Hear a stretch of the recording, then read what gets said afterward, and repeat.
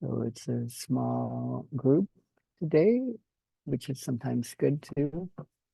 Hope you're all good. Hope you're well. Yeah, we can let others catch up if they're going to come in. Just a moment.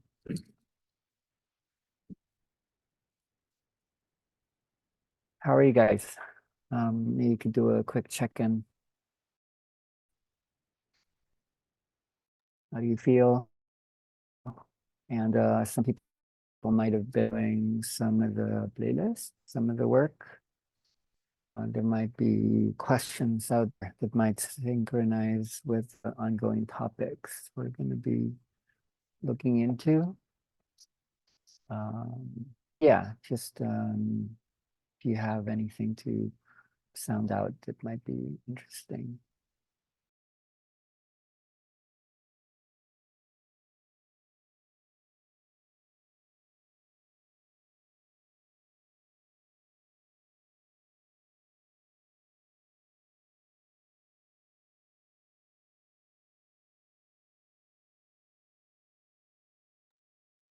Yeah, okay. So yeah, we can take it slow.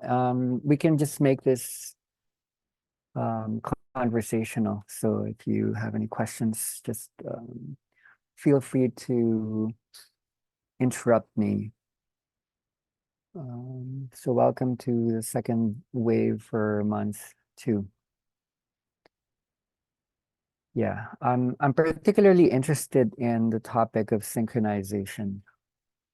Um, it's like a core topic for those who want to really understand what are we doing, what is happening in the people's bodies. So we're learning to sync with each other. And when we hold space, we're learning how synchronization happens internally. There are many levels of synchronization. A lot of people prefer the word synchronicity. It's like when everything begins to connect between the past, the present, and the future. So I have a bunch of loose ideas in my head, and you're playing around with them. I hope they might be useful for you. As usual, I'm going to do a screen share. Um, let me know sometimes when I'm not doing it properly, when you can see me drawing and you don't actually see my screen. Inner dance as a discipline is not really well understood, primarily because disciplines are more disciplined. Like in a way, an inner dance, when you first look at it, it doesn't really look like a discipline. It would look like a spiritual discipline, but as an academic discipline that requires rigorous, robust study, it's not always clear. When you study what normally would come up as the traits of a discipline, disciplines normally are by nature quantitative, meaning you can compute things. Okay, it's a bit big.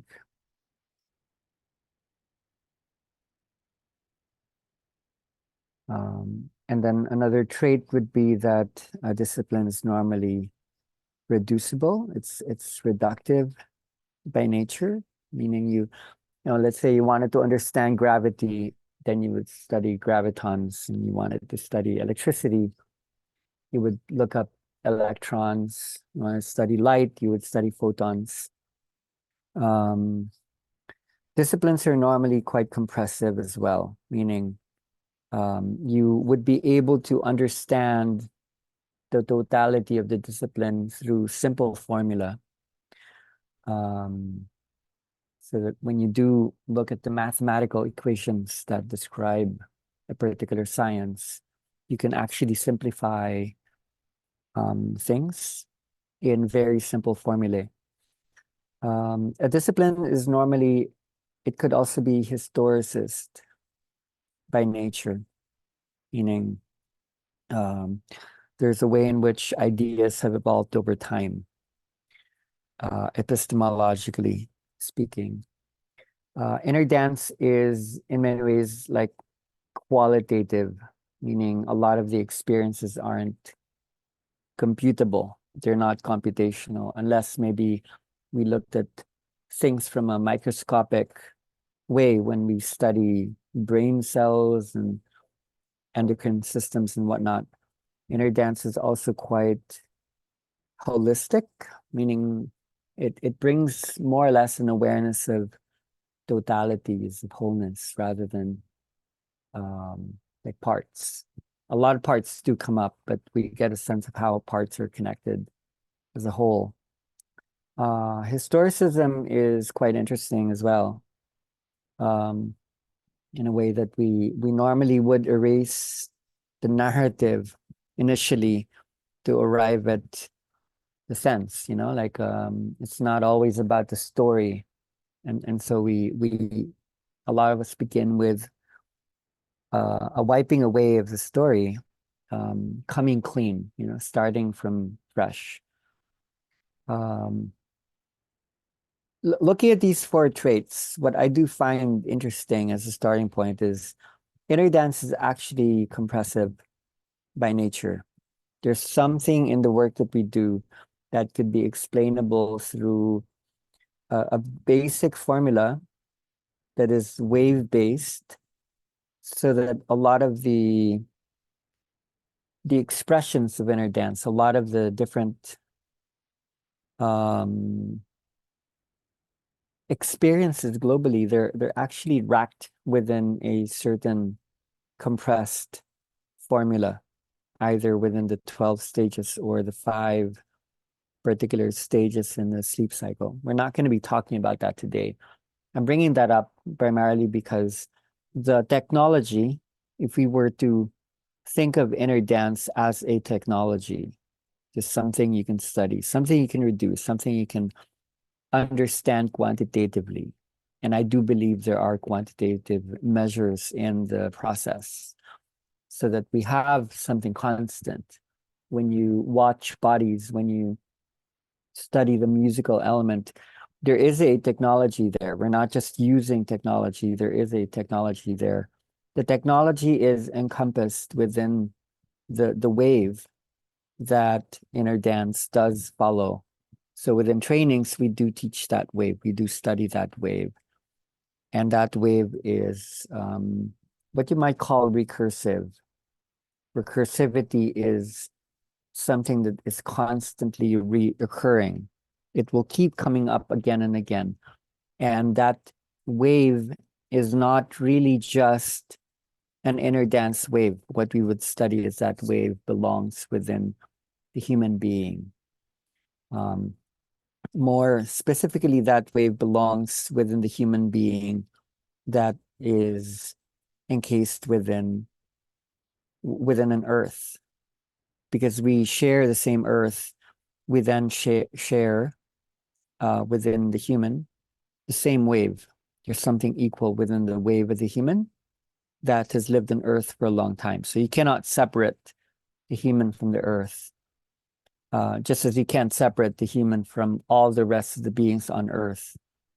Um, so the wave, in fact, is that which is the in between the human and the earth. The relationship between the human and the earth is that which makes us not just human, but earth, um, qualitatively, like in a way. And so I feel the human had to synchronize with our home.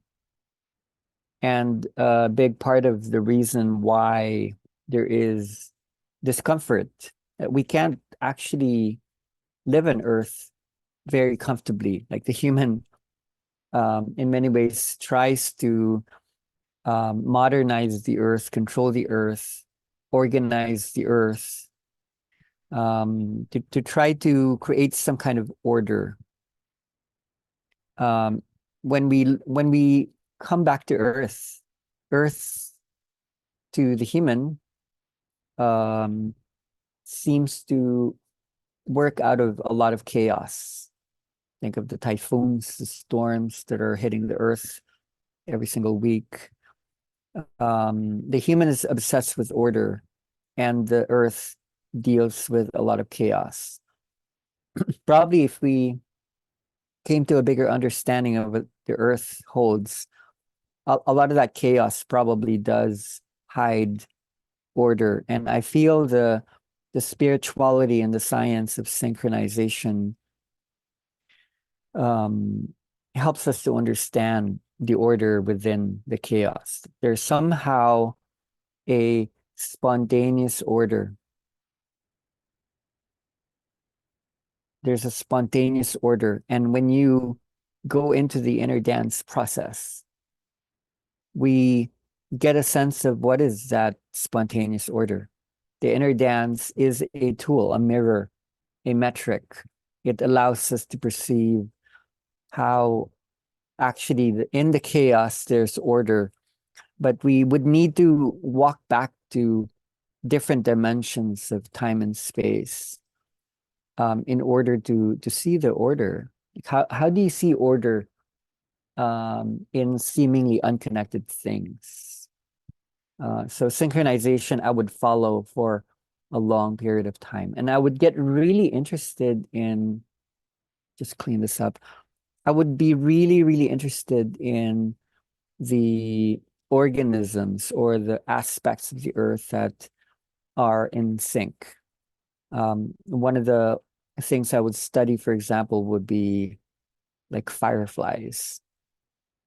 Now, supposedly fireflies in the area of the world that I live in are amazing to uncover because the fireflies in Southeast Asia, like in the Philippines and Malaysia, when you observe them, the lights flashing or blinking, they would synchronize within a certain period. They start to blink with each other. And this has been amazing for scientists to study over the last decades.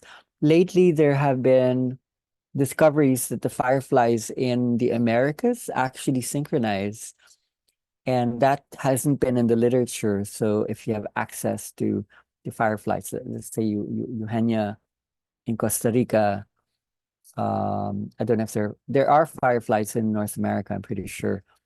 You have people here in Singapore, in Malaysia. You would maybe be interested in watching them because they have something to teach us. There's like a pattern there. Obviously, like insects synchronize. When you watch birds when they're flying in a flock, they have a way of synchronizing. You think about dolphins and maybe all animals synchronize in one way or another, but most especially like in Maya, when you come to Maya, you're like the crickets, the cicadas. There are a lot of those globally. They have a way of synchronizing with each other. And the way they do this, either from a visual or auditory way, they're able to do this through what is called oscillation. These beings that I mentioned, they have something called um, oscillators. Okay, we have in us oscillators. And what I love about this topic is when you do study like music, what you would find is whether it be you're using your voice or an instrument or an analog or digital synthesizer, music deals with oscillators as well. Like if you were to study how to playlist, one really, really basic starting point would be to study, um, can I find an oscillator that I can work with? Because when you work with an oscillator in music, what you're actually able to do is you can synchronize the oscillators of the brain. Okay, so when you conduct an inner dance or like a Kundalini activation something session, um, something that you're doing on a microscopic level is you're actually synchronizing neurons together. We can talk about that today. It's a really interesting topic. Um, Before that, we would look at the different levels of synchronization that does happen, like like in us.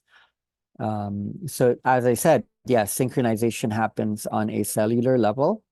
Your cells need to find a way to synchronize between the trillions of cells that you have or the billions of neurons that you have. There is also a synchronization between the organs in the body.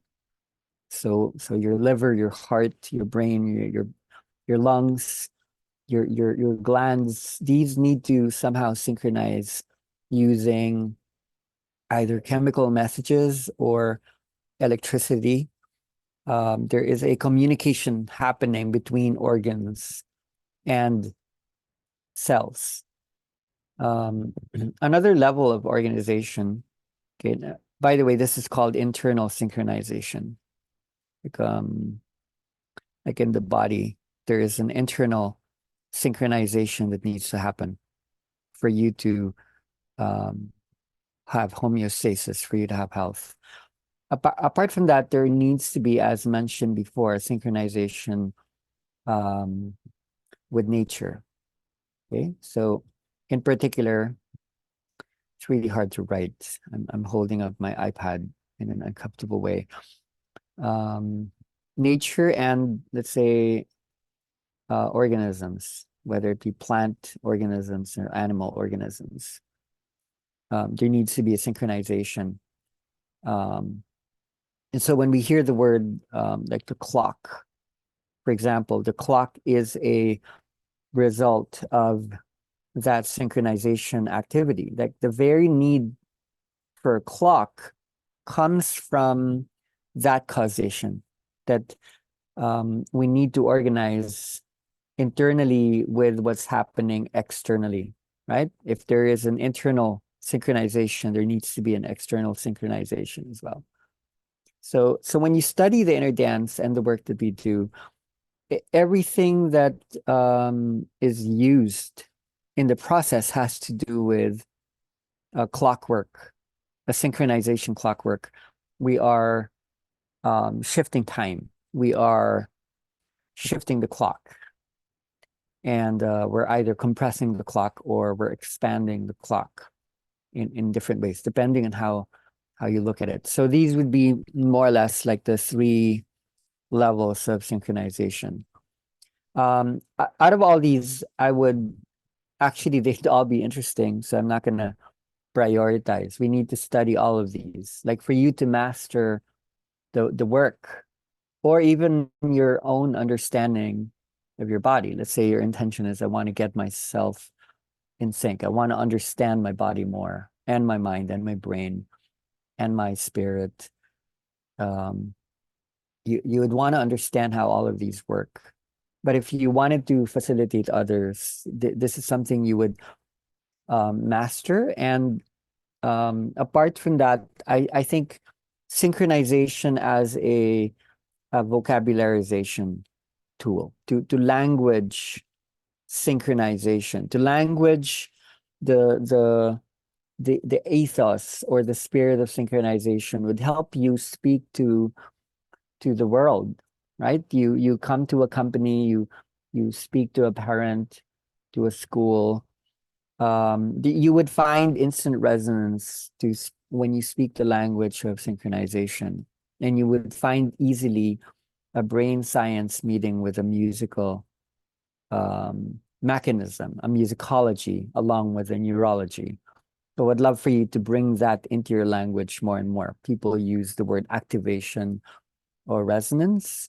Try using the word synchronization more. Okay, so let's look at this a little bit deeper further. What does this have to do with the work? Let's go initially into the concrete. Um, Inner dance or the activation happens primarily through synchronization of neurons, neurons, which is to say, neurons across a whole field of them are normally desynchronized.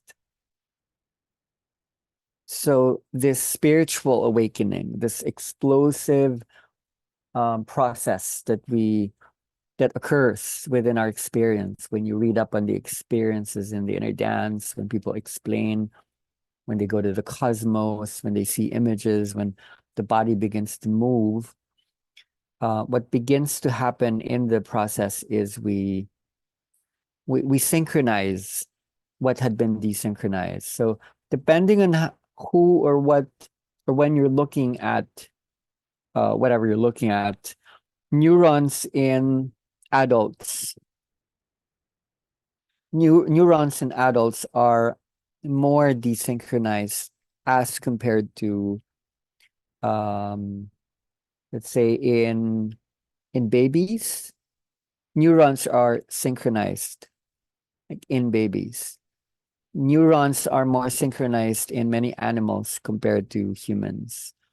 And what we would imply or make implicit or explicit is neurons are desynchronized in adults, in adults that whom, let's say, whom live or utilize, say, language and also, say, thought. Which is to say, when we were initiated into language, and language isn't just words, language would be ubiquitous, pervasive system. Like when we were initiated in language and thus like internalized thought, we desynchronize neurons or neuronal patterns through let's say were we to look at how neurons interconnect with each other, we build synaptic connections between the neurons, right? We build connections between the neurons. In babies, these synapses, like these threads, these wirings, they don't really exist in babies. Babies have more neurons than adults. What babies are missing is they don't have synaptic connections. They don't have synapses to interconnect one neuron for another. They have a few. It's just that they haven't really myelinated or synapticated the neural pathway. There aren't really existing pathways. So synchronization in babies aren't particular. They're not specific. They're just all synchronizing with each other without the pathways. And when we built the pathways through language acquisition and internalization of thought, which is made possible through conceptualization, naming, defining, meaning making. Babies can't do that. They don't do that. That process required desynchronization, right? So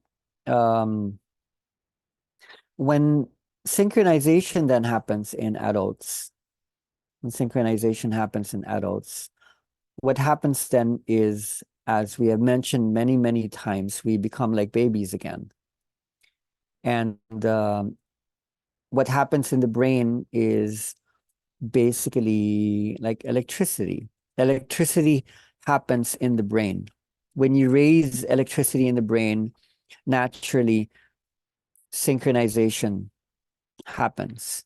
Electricity syncs. It synchronizes the brain. When you heighten electricity, when you raise electricity in the brain, synchronization will happen. And we've observed this particularly within the science of epilepsy. And this we would study in the next months. primarily in the next one, the second no, the second wave. Yeah. We would study epilepsy a lot because epilepsy is the study of a sudden surging of electricity. When electricity surges, electricity then would bring about synchronization.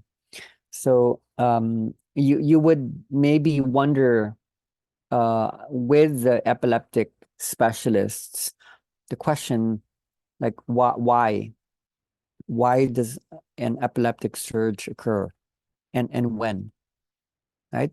There are different reasons why epileptic seizures occur. It could either be a person hears a certain sound, could be it's the full moon. Um, there are actually certain words that are spoken that can trigger an epileptic seizure. Sound for us is interesting because we're using music and we are just as much like creating surges in people's brains. There could be certain foods, there could be certain drink that people could ingest. There are certain drugs. Alcohol can trigger an epileptic seizure very easily or commonly. Even color, certain colors can actually trigger an epileptic surge. So when you bring all these together, um, in the inner dance, some of these we're already using, and we just added like a few other tools like proprioception, which is how a body is positioned. And the epileptics and in inner dance, people can also get triggered by touch or certain sensations that's tactile in nature. Another trigger mechanism could actually be I ended up writing trigger temperature. Extreme temperature changes can um, induce a surge. Another could be pain, and another could also be uh, yeah, fear. When people get anxious, or it could also be that there's like an emotion, a seizure could get activated. So yeah, when these stimuli are um, around epileptics, basically um, there is a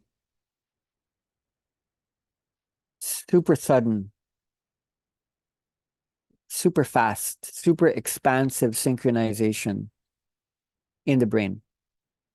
Um, and this is what we're seeing. Like it's the same thing in epilepsy.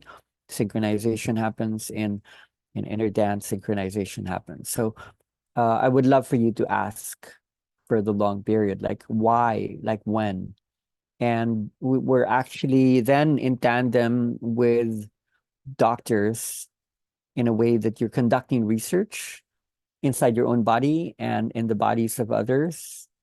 And you are finding out maybe the same, maybe less, maybe even more than doctors, because doctors are actually trying to prevent. Doctors are preventing the sync. They don't want that to happen. In a way, you are actually invoking or inducing the sync. So let's say you're kind of a weird doctor. You're inducing a sync.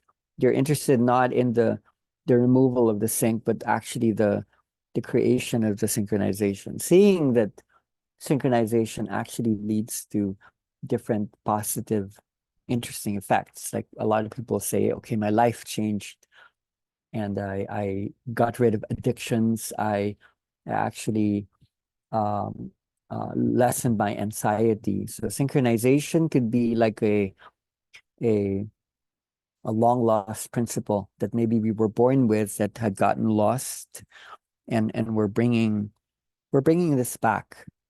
Okay, so yeah, that's like a starting point. So we would study music today to the point that I would actually love to experiment with laying down. I haven't done a laying down experimentation. I haven't done online sessions in a long time. So if you're open, we would observe synchronization within your own bodies, and we would reflect on what you feel. So if you're not in a comfortable space, you can either just observe, or if you can move to a comfortable space within the next hour.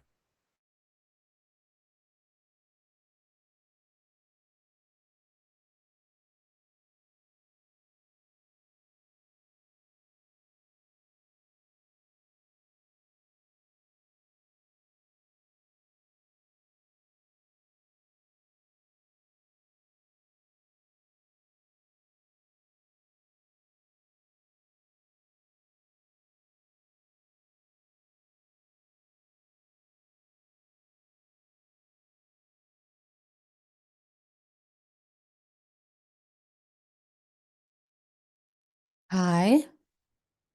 Hello. Is it only me that is frozen? No, for me as well, it's frozen.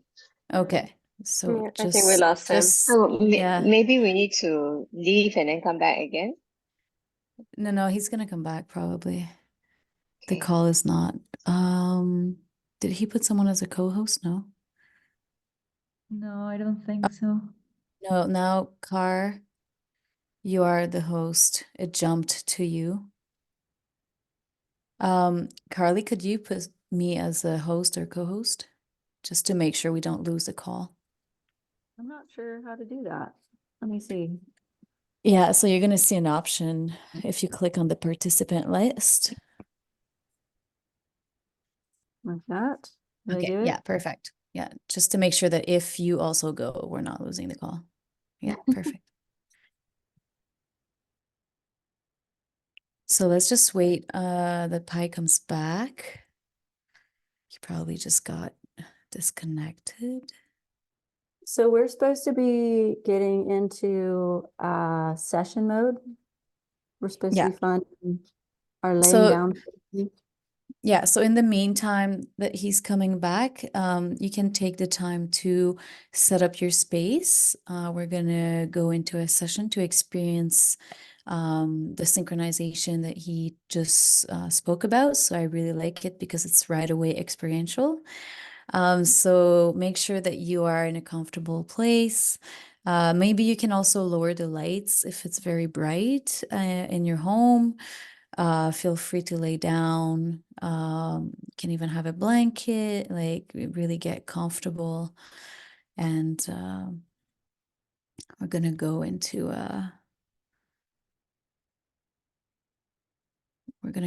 it. Okay. How much of our bodies are you going to need to see? Because you're trying to also see our bodily synchronization as well, right? No, I don't think so. I think it's more like experiential. Mental They synchronization. Well, it both happens at the same time. But I think it's more like a personal experience where we come back afterwards to share. I guess that's his idea, but I don't know. See. Okay, let me check in with him.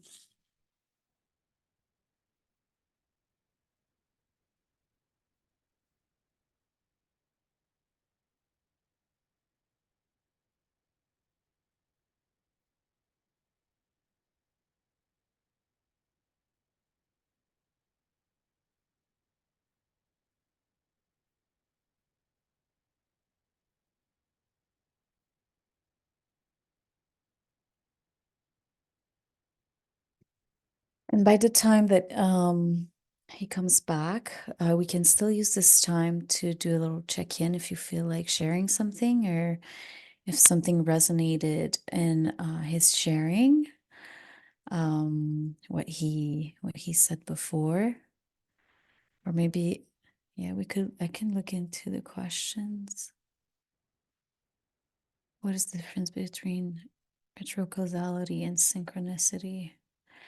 That is a very good question. Retrocausality is when like the effect happens before the cause. So it's like, it's almost like a chicken or the egg kind of like question. What happens first? It's the same thing when we go into like thinking, like, is it the belief that we're holding that is creating what exists, or is it what exists that makes us create that belief?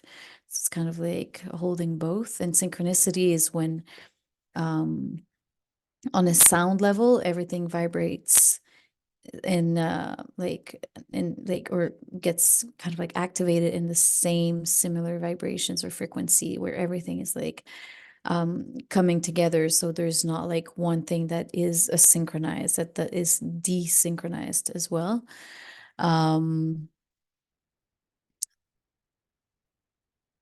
So there could be actually a similarity between both. It's quite interesting to look at these like that, actually. I've had better synchronic experience. Yeah, that's okay. So let's see. I feel like he got completely kicked out because he didn't see my message either. Okay, so do you feel like going into a sharing? I can open the space in the meantime.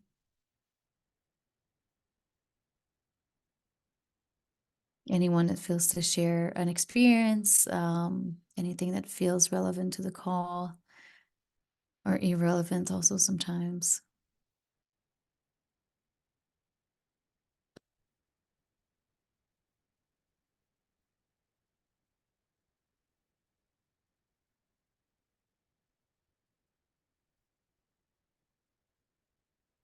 Yes, Brendan.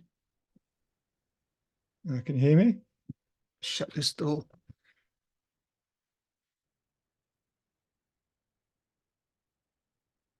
Synchronicity. Sort of having a few health issues, and I've sort of been looking to some stuff with bacteria and that, and I haven't really looked into it. It's just come to me, and there seems to be a relation with the gut bacteria or in the body and the Mother Earth, the soil bacteria, and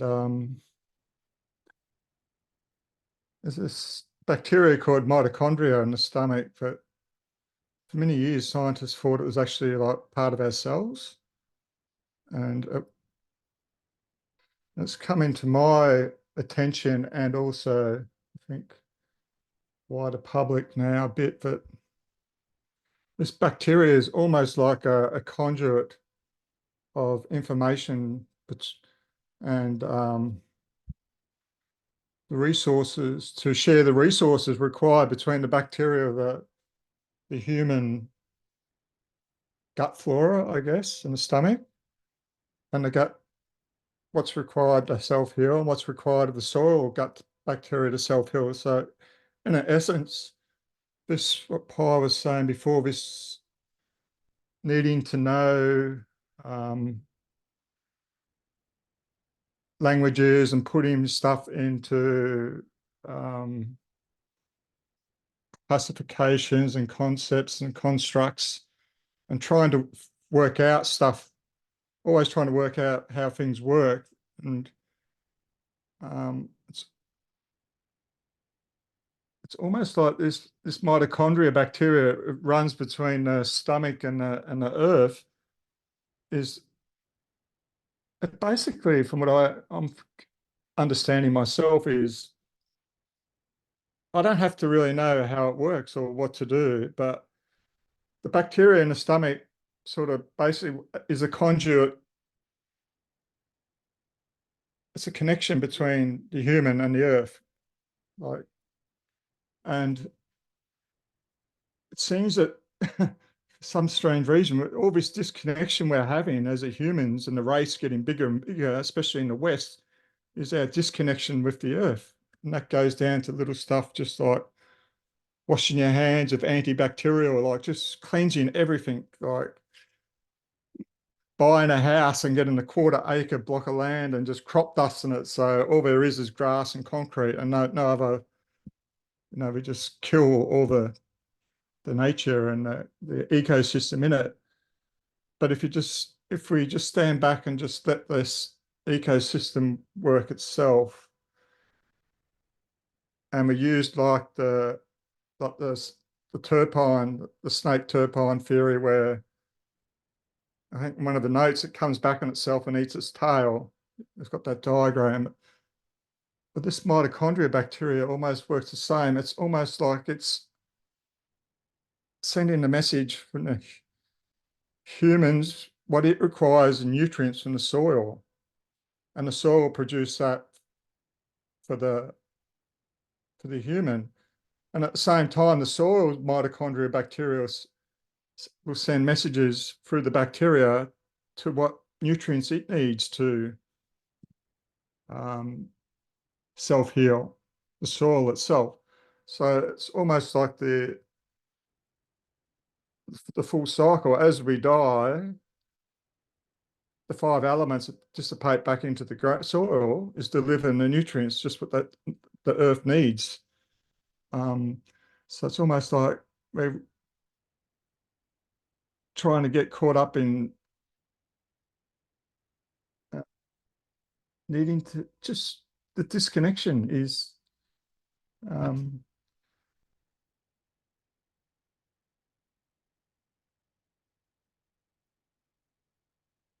us trying to, for me, is trying to cleanse ourselves of the connection, like not being part of that Mother Earth anymore, cleaning our hands, cleaning, just isolating ourselves in the environment. So I'm getting a little bit lost here. This is a bit new, but and when we try and work out why the disconnection is, we're losing the flow, which is really, the disconnection is not having the flow. So it's almost like to self-heal, we need to use the environment to heal, but entrusting the environment to heal us, and we'll heal the environment rather than trying to heal it. So it's just going with the flow, I guess. So I'm getting a bit lost there. I can see myself. So I'll leave it there, but yeah, I'll put it out on the table anyway. Thank you. Thank you, Brendan.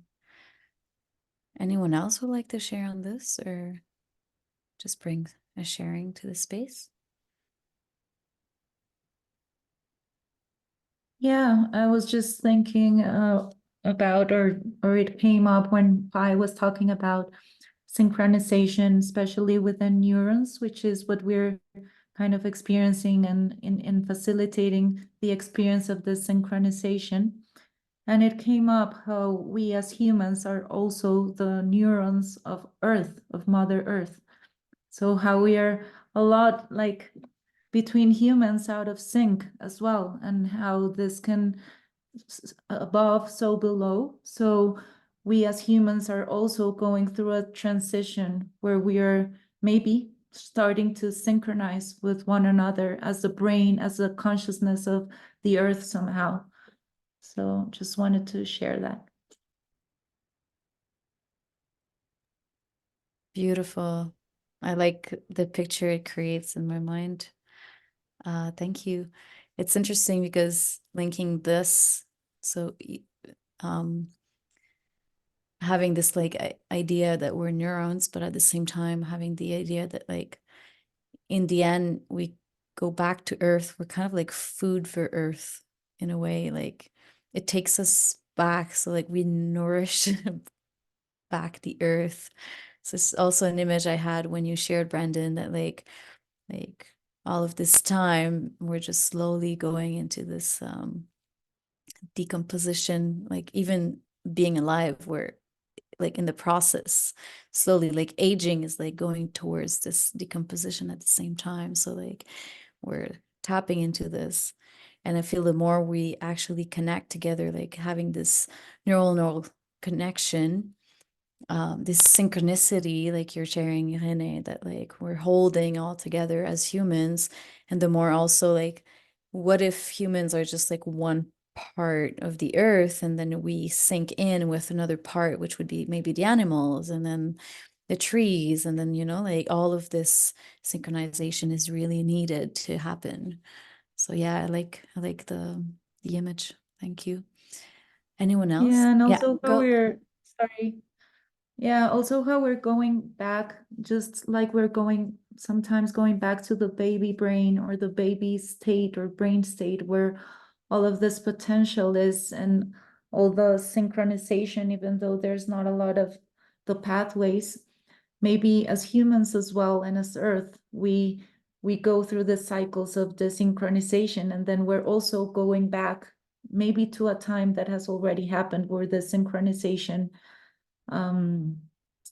existed between humans and animals, between different beings. So we're also going back in that way. That's the way I feel it, and I've been experiencing in this process somehow, like a hope for that.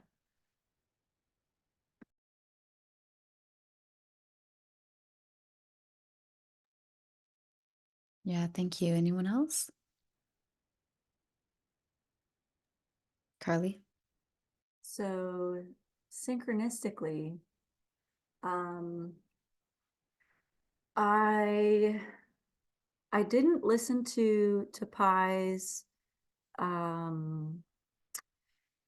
voice recording of the dream. It's on what I think it's under Event Horizon in the Green Wiki. There's a voice thing that he talks about being in a synchronizational dream state with a doctor that was there with him in Maya. And that triggered me to remember that while I was listening to a long, long time ago, yesterday, that I was in a Maya-ish place and Pi was there. I don't remember what we were doing. It was very like menial, but I completely forgot until he was talking about that synchronicity of dream. And I've had that with some friends before too.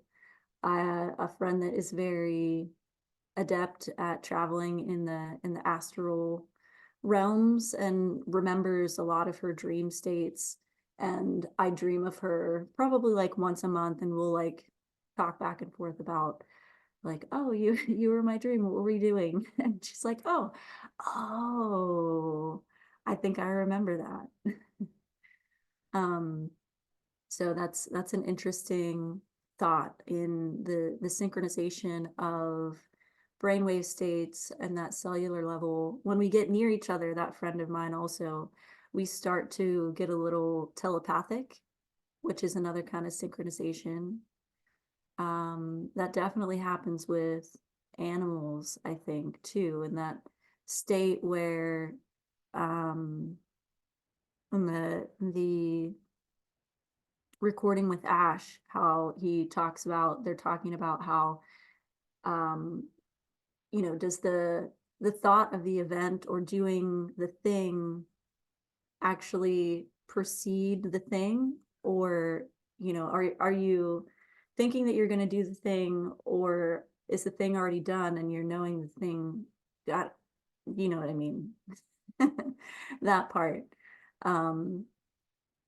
The chicken or the egg concept initially, essentially.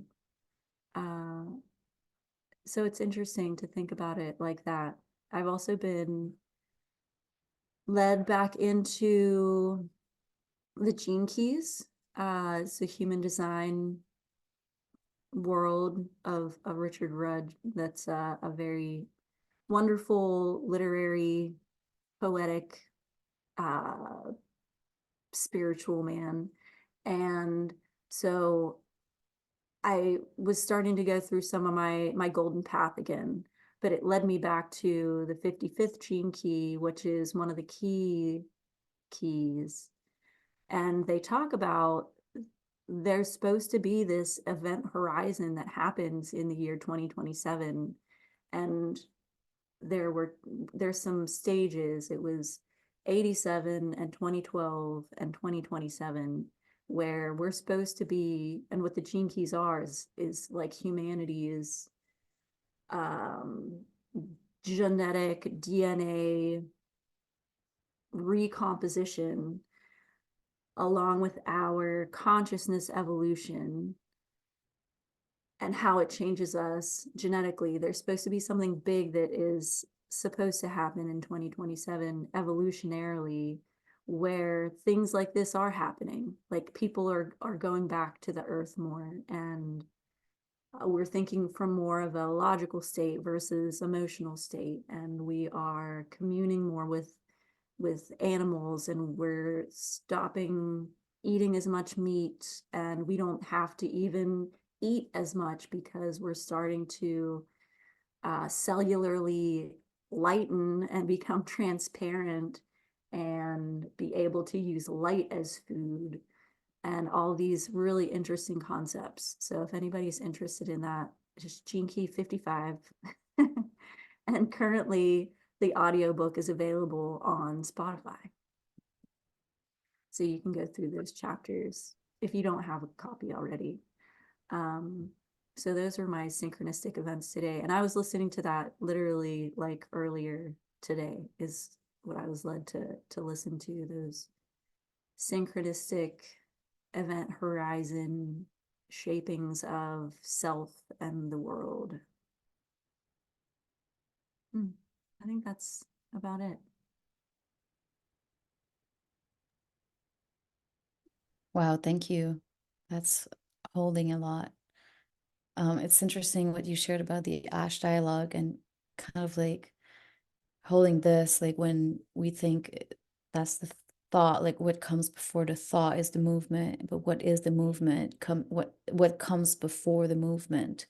And it's a little bit like this, like when we have, like if you're kind of like projecting in the future, this like 2027, like what builds up to that event is already happening right now.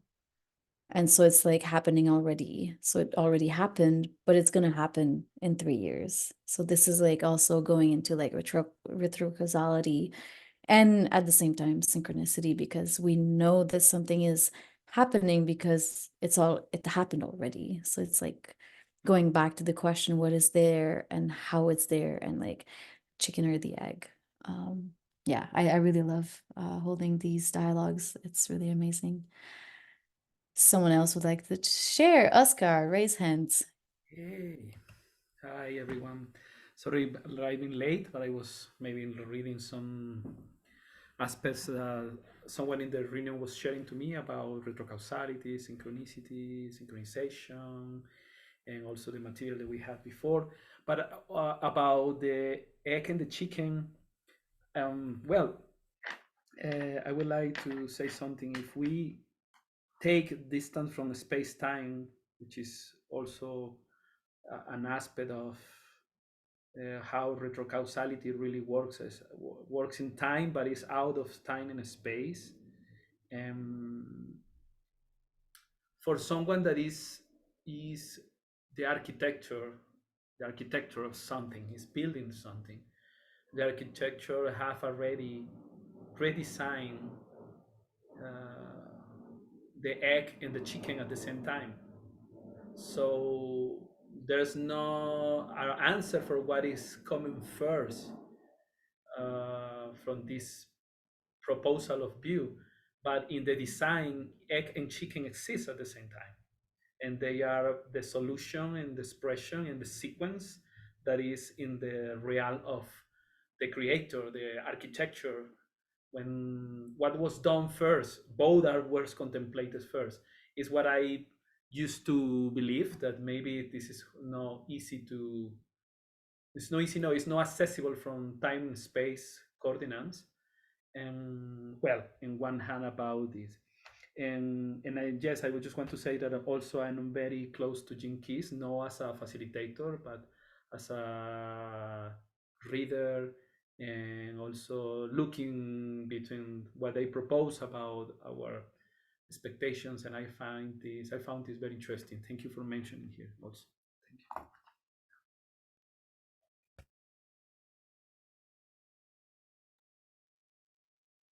Thank you.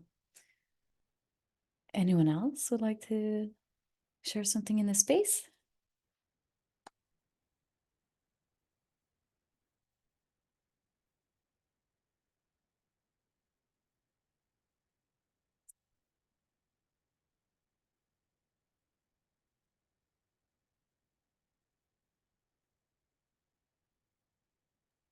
If anyone wants to share in Spanish, I could also translate for you if you want that.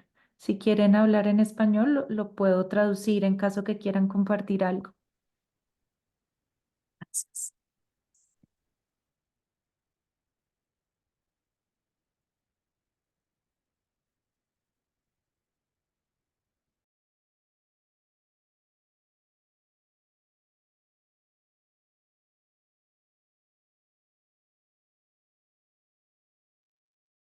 Hola, gracias Irene por el ofrecimiento. Bueno, quiero decir que desde que empecé en Inner Dance, mi vida se ha transformado muchísimo. Estoy muy feliz porque es un antes y un después de este momento. Siento cómo atraigo cosas positivas y mis pensamientos también han cambiado. Se ha transformado dentro de mí, o sea, ha despertado esa esencia real de la divinidad, de la conexión con la tierra, de la pasión por Pero me el traduzco porque hacer. se me olvidó, estaba poniéndote atención. Sorry.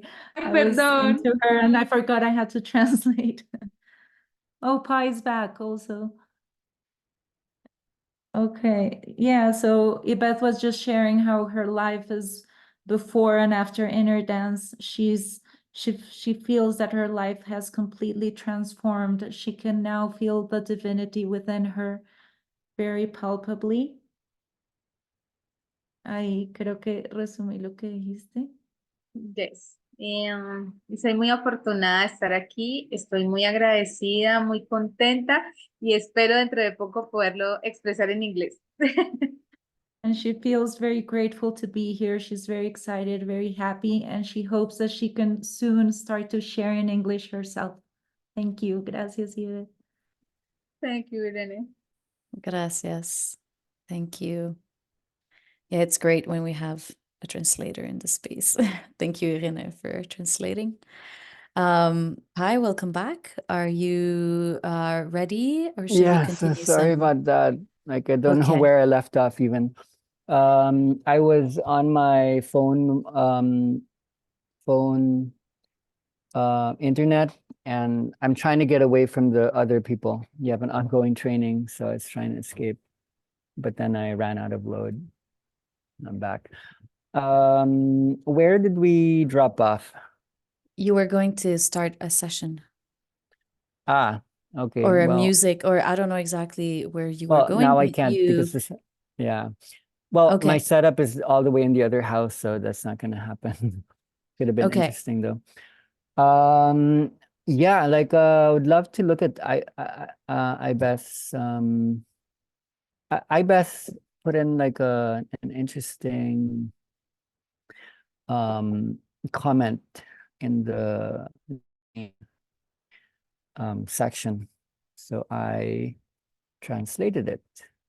It took 2 pages because there's so many words and it wouldn't allow me to do it in just one. I think this is like an interesting starting point. She first began with a long time playlist, and her experience was she went into a multi-dimensional space, some mandala, 1,000 colors, and she felt how her body walked in each one of them. It was really incredible how she could move multi-dimensionally in a way that was soft light, directionally, like here, there, everywhere, in perfect synergy. The voice was connected to the substance like a single communication channel. I'm just going to read it. My arms felt the power of the energy. It was like a tingling that lived in them. I think in her hands, maybe.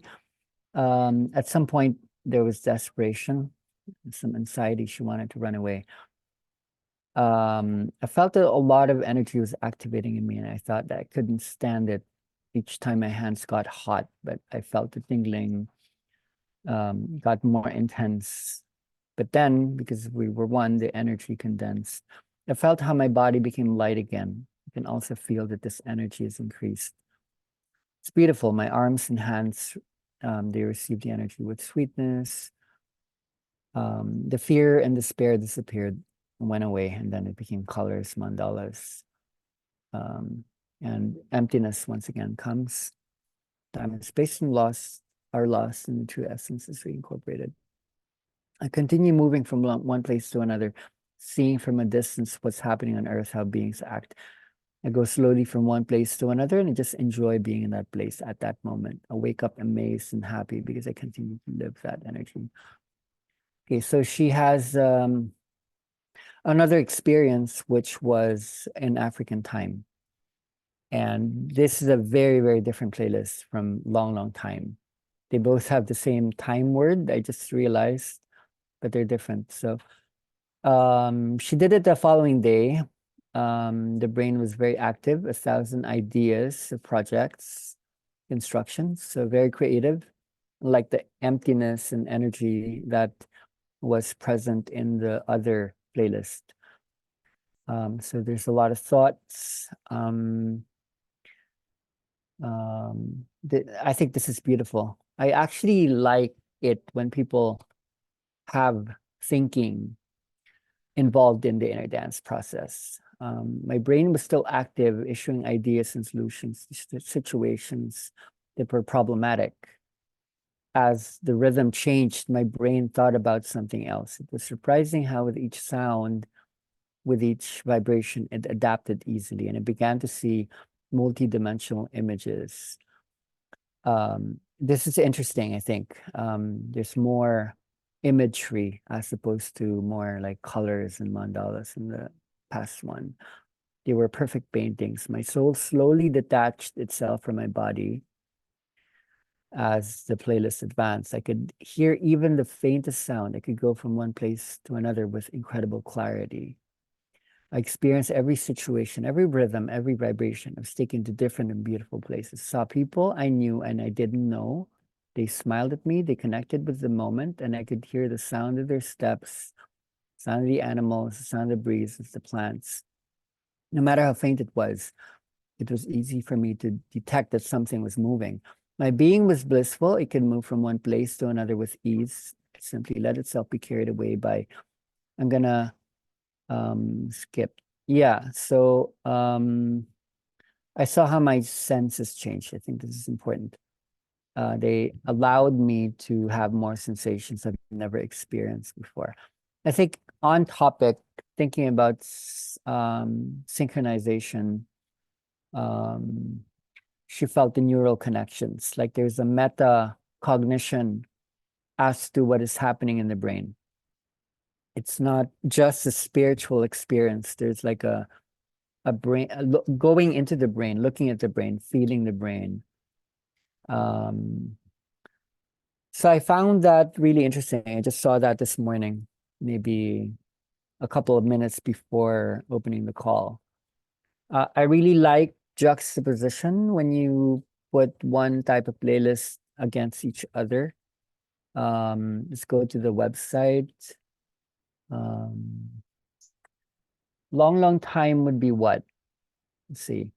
Long, long time would probably be, it used the old songs of inner dance. And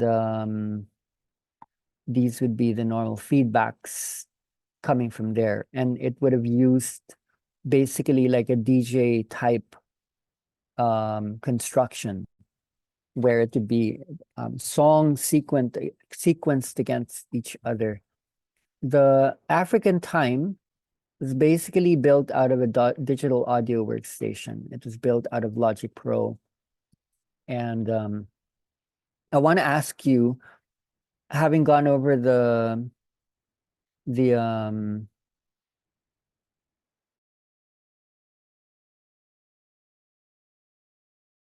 Once again, like long time was based on a lot of the old songs that were then managed through kind of J mixing process where there would still be songs and the songs are sequenced against each other. Now, African time was built out of Logic Pro. Like if I was to wait, if I was to bring that up, wait, Logics. Yeah, this is what it looks like. The old name of the playlist was African Clockworks. What I love about these playlist creation devices is you can actually see how the whole thing was constructed. We don't have to listen to it now. The playlist is there, but I literally can perceive the whole structure. And a lot of people have actually asked for these constructions when they create their own playlists. They would work with these. You can do the same. So it's not like a song per song sequence against each other. There's a lot more layering.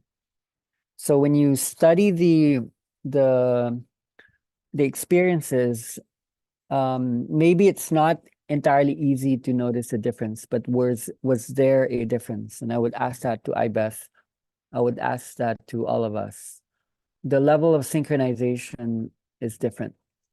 Did you notice any difference in them? What was long time and what was African time for Ibeth?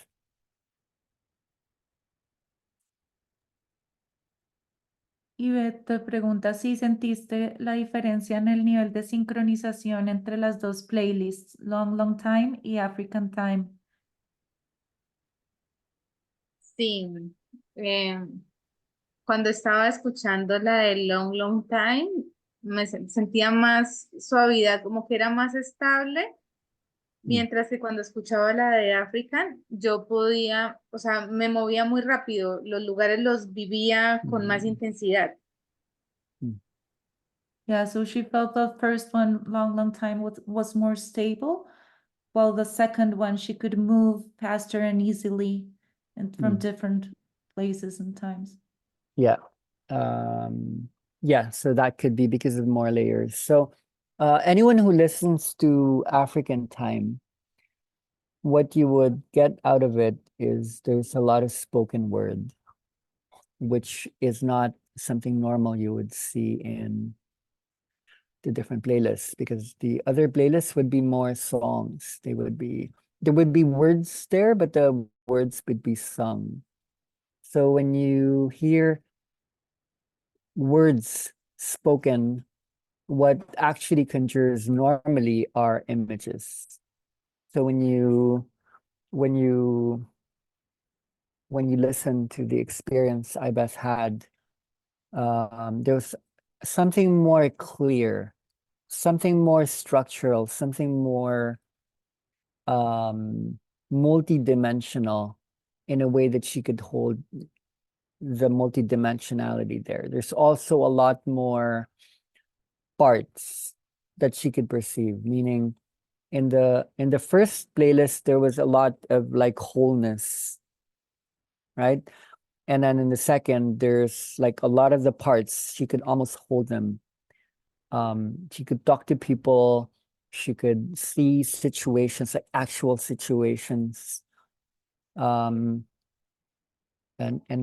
so we could assume that the playlists that take a lot more time to construct, the ones that are not spontaneous, that are not created live, maybe even less emotional, more planetary.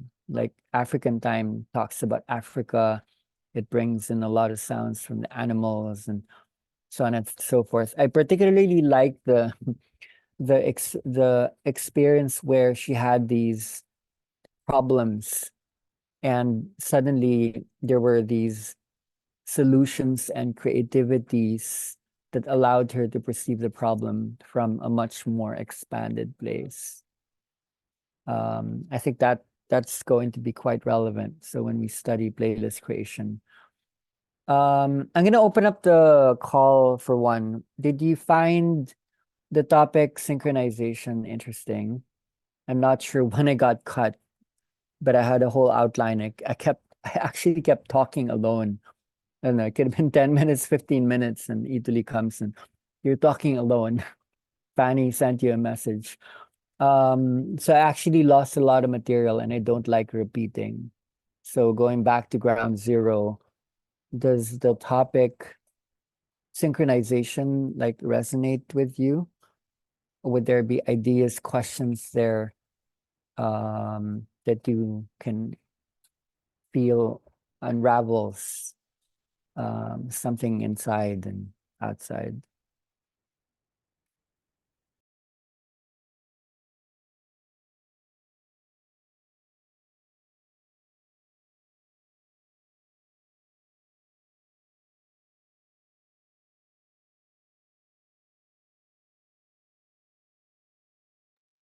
When you jumped out of the call, we had a small conversation and discussion around synchronization. And so maybe you like to hear a couple of the comments we made again, or I don't Sure. know. Should Yeah. we? Yeah, so Um, what, yeah. What came up for me was, as I heard you speaking about synchronization, it came up for me that also as humans, we're the neurons of the earth. So also how we're synchronizing to each other, and also kind of going back to the baby state and the baby brain. Maybe as humans and as neurons, we're also going back to that, synchronizing with each other and with the earth as a whole. So that came up for me specifically. Thank you. Who else had like an insight?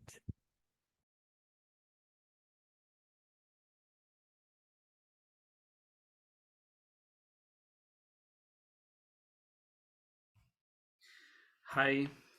Well, the word synchronization for me, synchronicity is more about how a part is returning to something that was already pre-existing, and the qualities that have everyone to return to being paired, entangled, synchronized with something that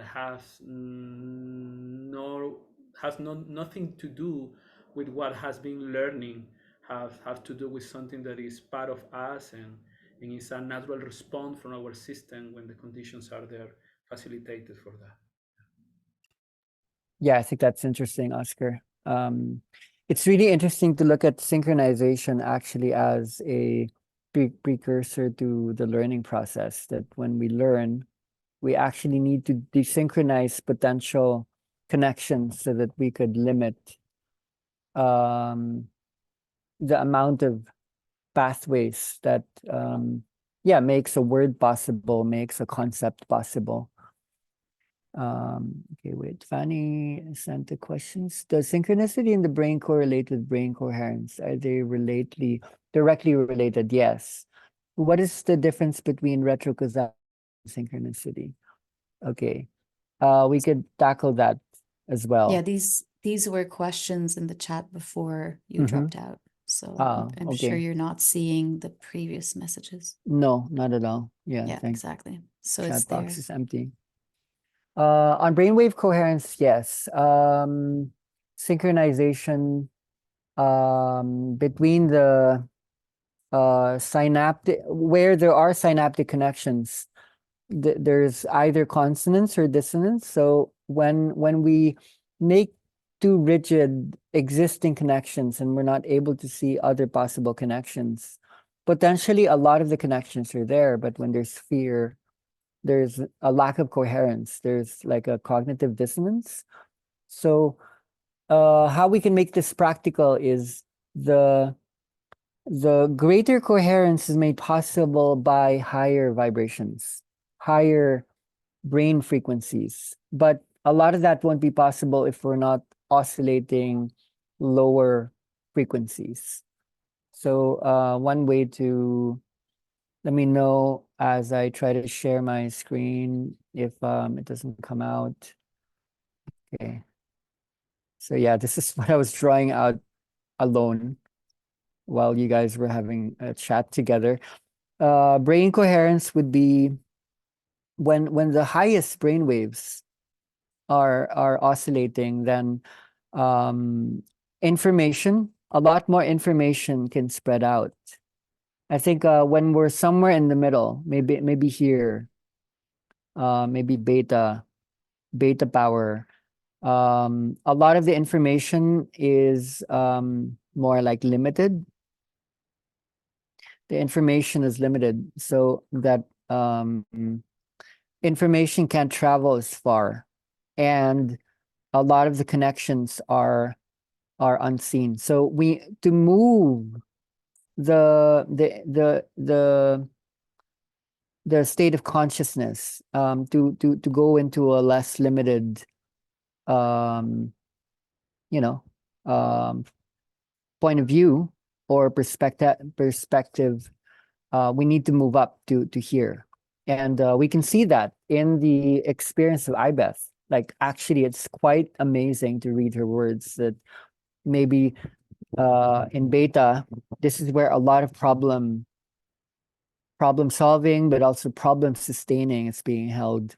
And we can see how easy it is actually to move from here, from beta to gamma. Suddenly, like solutions, problems weren't seen. Solutions were observed. Solutions that weren't as present. Solutions that weren't there.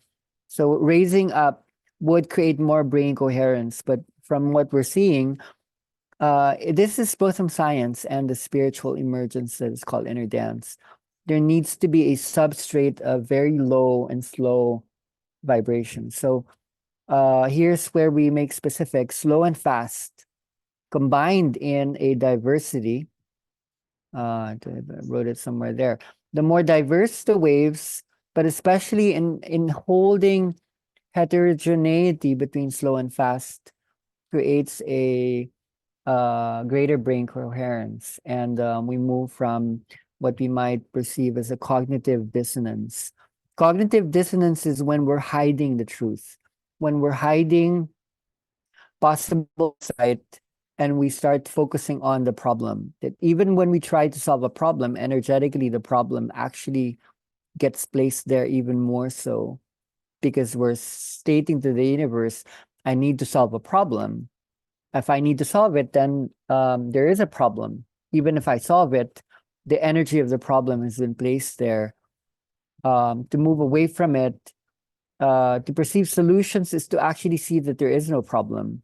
If I'm able to enact the problem in a way that's creative and stronger, so dissonance then would result in greater resonance, were we to move to a higher frequency. But because we're not judgmental, creating differentiation between high and low, we also need to move to a low frequency.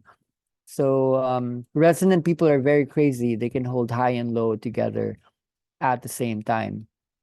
So again, like diversity, divergence leads to convergence. The more heterogeneity. So when you construct a playlist, try to find diverse patterns. And then the more you expose brains to what might even seem noisy, what a lot of musicians wouldn't dare expose other people to, when you expose brain to that, a coherence actually starts to come about. That's why a lot of the new playlist systems are very, very noisy and weird sounding. Okay, I forgot the second question. What's the difference between retrocausality and synchronicity? This is a powerful question. I would go back to the board for this one. I'm going to present something very interesting for all of us to study. Okay, so when you when you look at the day, okay, let me see. You can look for an image that presents this. When you look at the day cycle, right? I'm sorry for the past drawings that I made. Don't have time to look for the actual drawing.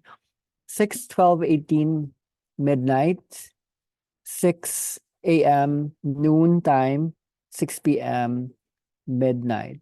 So what I'd like you to look at in this would be core body temperature, which is pink. 6 o'clock, and it begins to rise. Okay, temperature rises around noon, and it drops then here.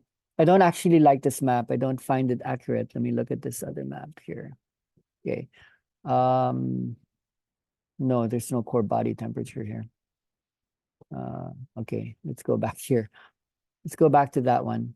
Right. Okay. Temperature drops when? It begins to drop in what's called a zombie zone. This is a zombie zone right about here. So when you study cortisol, for example, cortisol drops at around midnight. That's the nadir. Technically, it should be closer to here. So that's why I don't like this map. I don't find it accurate. And it begins to rise up in anticipation of the day ahead. So cortisol would be highest at around this time. Yeah. When there are studies made, there are two times a day where this is the most difficult to sleep. Most people, try as they might, they can't sleep because of the body clock rhythms. It would be around here. And it would be around 9 p.m. at night. Between 8 and 9, it's actually very hard to sleep. This is when the body is at its optimal thinking. And here is also when you'd be the most optimal. Okay. There would be some optimality here, but yeah. Okay, so having gone over that, let's go to the board. Say, let's draw it on the map. Let's say core body temperature. Say 6 a.m., say 12 noon, 6 p.m. We have midnight. the other mage. We don't have the So it's table. not, Okay. yeah, thank you. I think you should stop share again. And then, okay, is it working now? Not yet. Do you see my iPad? Yes. Okay, Yes, thank we you. see. AM, 12 noon, 6 p.m., say 12 midnight. Let's extend this to 6 a.m. So let's say core body temperature would be at a nadir here, and it starts going up generally over here, and then it starts to drop. No, that's not accurate. Maybe it starts to drop here until it starts to go up again there. Okay, it goes up there, it drops there, goes up there. So cortisol would have some correlations with core body temperatures, so that when your body is beginning to heat up, that's when cortisol begins to rise up.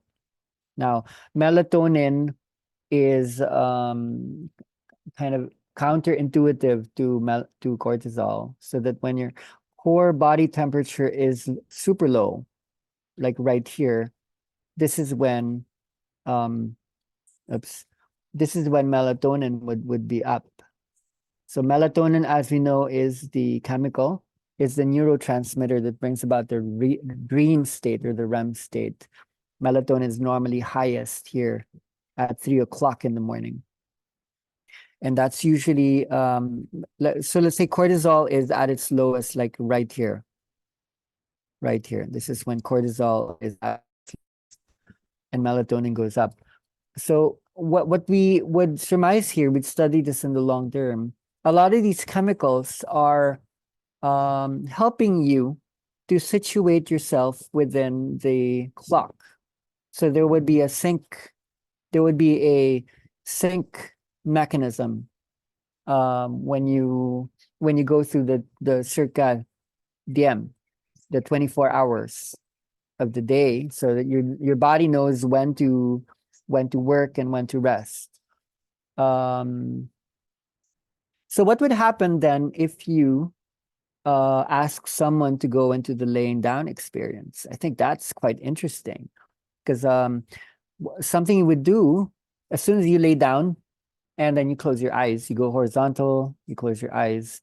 Understanding that the pineal gland being directed by the suprachiasmatic nucleus in the hypothalamus that has the pacemaker cells. When you close your eyes, there's a reticular hypothalamic connection between the eyes and the hypothalamus, and then the pineal gland, the third eye, as a lot of people call it, the spiritual doorway of the brain.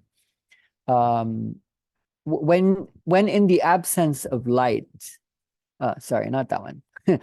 When in the absence of light, melatonin could be sent out, especially if there's sleep pressure. Say someone's tired.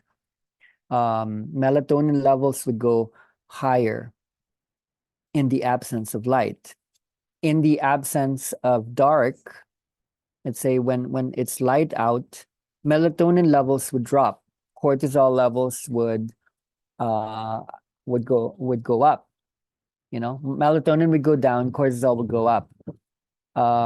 So when you get someone to lay down, let's say, okay, someone's horizontal, say, no, this is, yeah, like bedtime.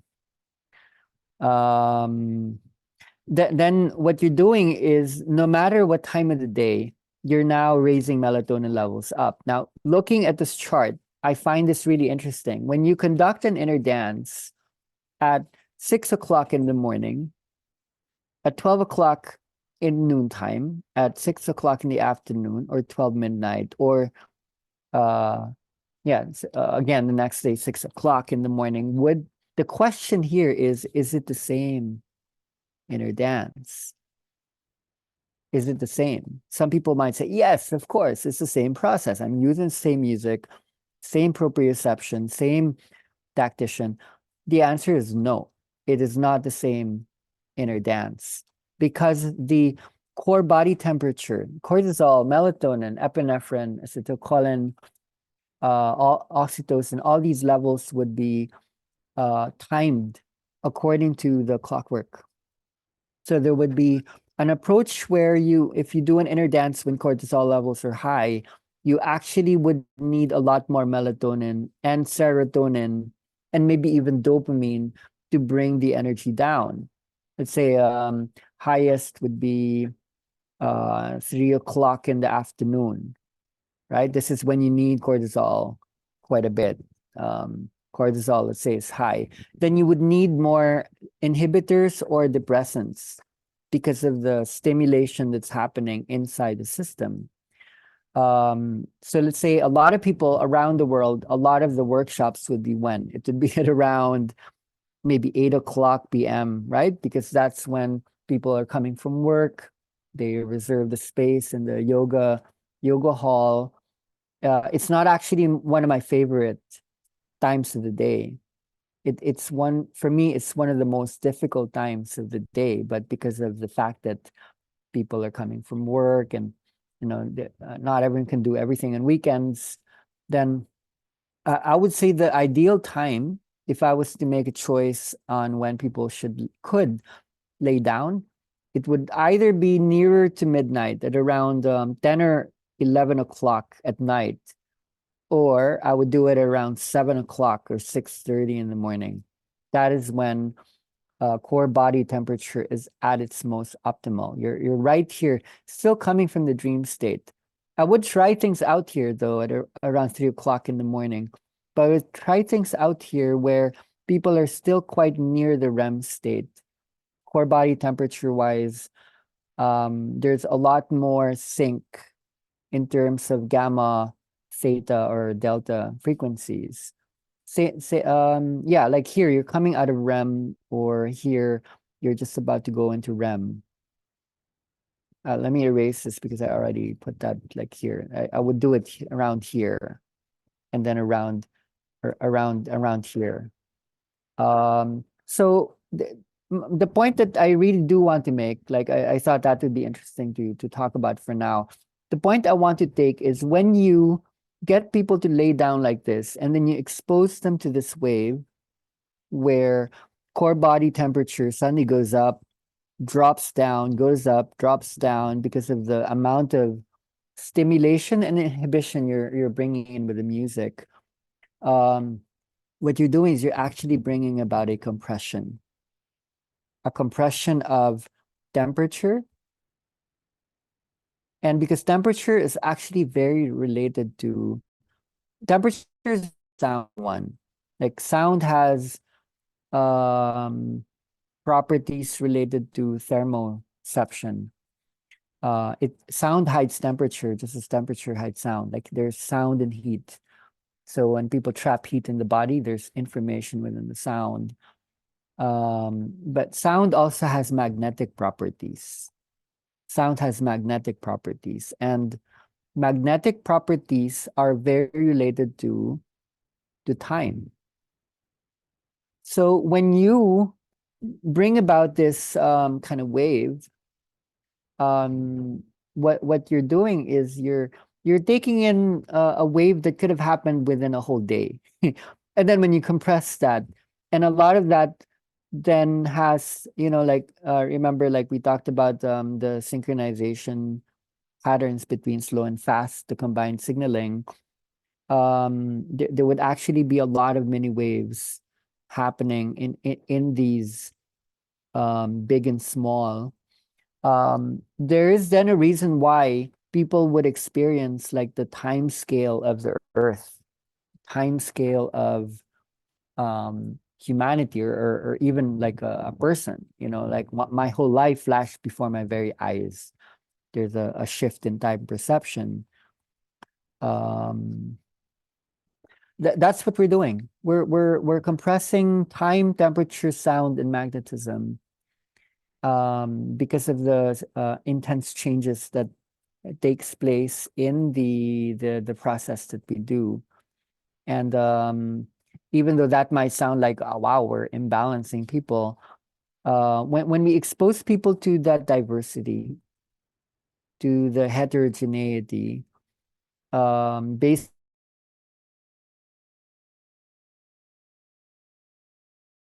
like nervous system and the parasympathetic nervous system at the same.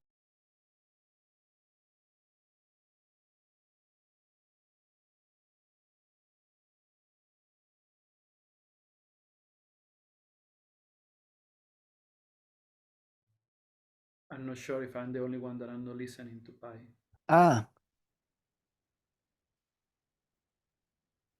Wait, is that for all of you guys as well? Did you lose my sound? Yeah, we lost you You're there for a minute. Oh, just a minute. Yeah. Where did I lose you? When you start to write about parasympathetic and Okay. sympathetic system in that note. Okay, let me close that and then I'll shut up. Yeah, so yeah, there's a co-inhabitation between the sympathetic and parasympathetic. But when you think about this, you're tending to look more towards like the organs, let's say the heart rate going up and down, or the adrenal cortex sending out stress hormones versus the relaxant hormones coming from other centers. On the level of sync, we're talking about neural sync here. And when you're talking about neural sync, the numbers are staggering, considering the 50 to 70 billion neurons you have. Each neuron has 10,000 connections. It can create, like, you're in the quadrillions, which is an incomprehensible amount of possible connections that tend to synchronize. Now, overwhelming as that may sound, synchronization is very beautiful. Let's say you have thousands of oscillators. The thousands of oscillators are synchronizing. It's really hard to write while you're speaking. You end up saying what you're writing, what you're saying. Thousands of oscillators are coordinating quadrillions of synaptic connections, which are synchronizing billions of, say, neurons. So the beauty in this, technologically speaking, is the thousands of oscillators would then look for the combined No, it's right there. The combined signal. The combined signal would then simplify the complex.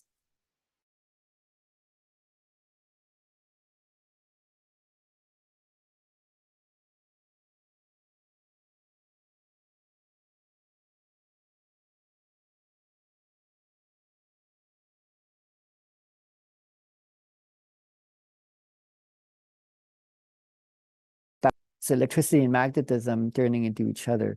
So like the roots of our work is really to allow the masculine and the feminine to synchronize with each other. And living on Earth for a long time. Like when you study this particular chart, I'm in love with this particular one. Like, I'm gonna make this bigger. Okay. The faster waves as it enters the body through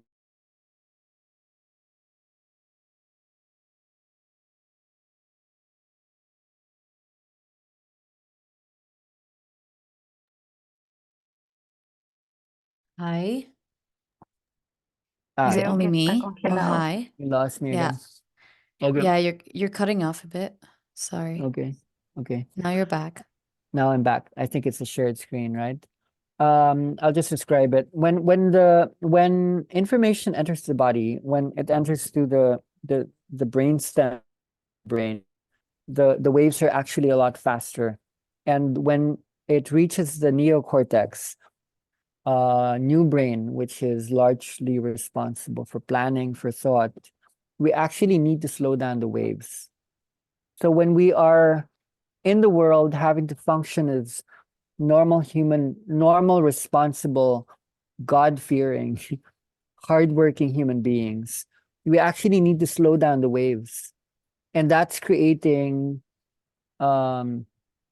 problems in a way that we're limiting a lot of the potentialities. Like infinity becomes more definite, it becomes more finite. So we are going into these mechanisms like the inner dance in order to free up a lot of what might have gotten trapped because of language acquisition and thought, the internalization of thought. So I don't know if that might have been interesting for some of you. Maybe we could have more conversations around synchronization across like compression of time scales like that. I find it really interesting. What do you guys think? Okay. So you want to higher melatonin levels optimally for session holding. You would want, let's say, maybe you can verbalize your question, Carly, so we could bring it into the space. And Julia also has a statement. Carly, are you here? That was Carly, right? She had an interesting question, and then Brendan raised his hand as well. Let's start with Carly. Do you want to bring your question into the space? That was Carly, right? Yes. Yeah, go ahead. So you were talking about the optimal times that you feel that you like to hold session was 7 a.m. and 11 p.m. And it seemed like that would be the point where cortisol is at its lowest and melatonin is at its highest. So that's why I wanted to know if that's why you picked those times. Maybe. I've had, I mean, we have amazing sessions here at 3 o'clock in the morning when cortisol levels are high, but we would need to conduct a lot more work to get people deeper in.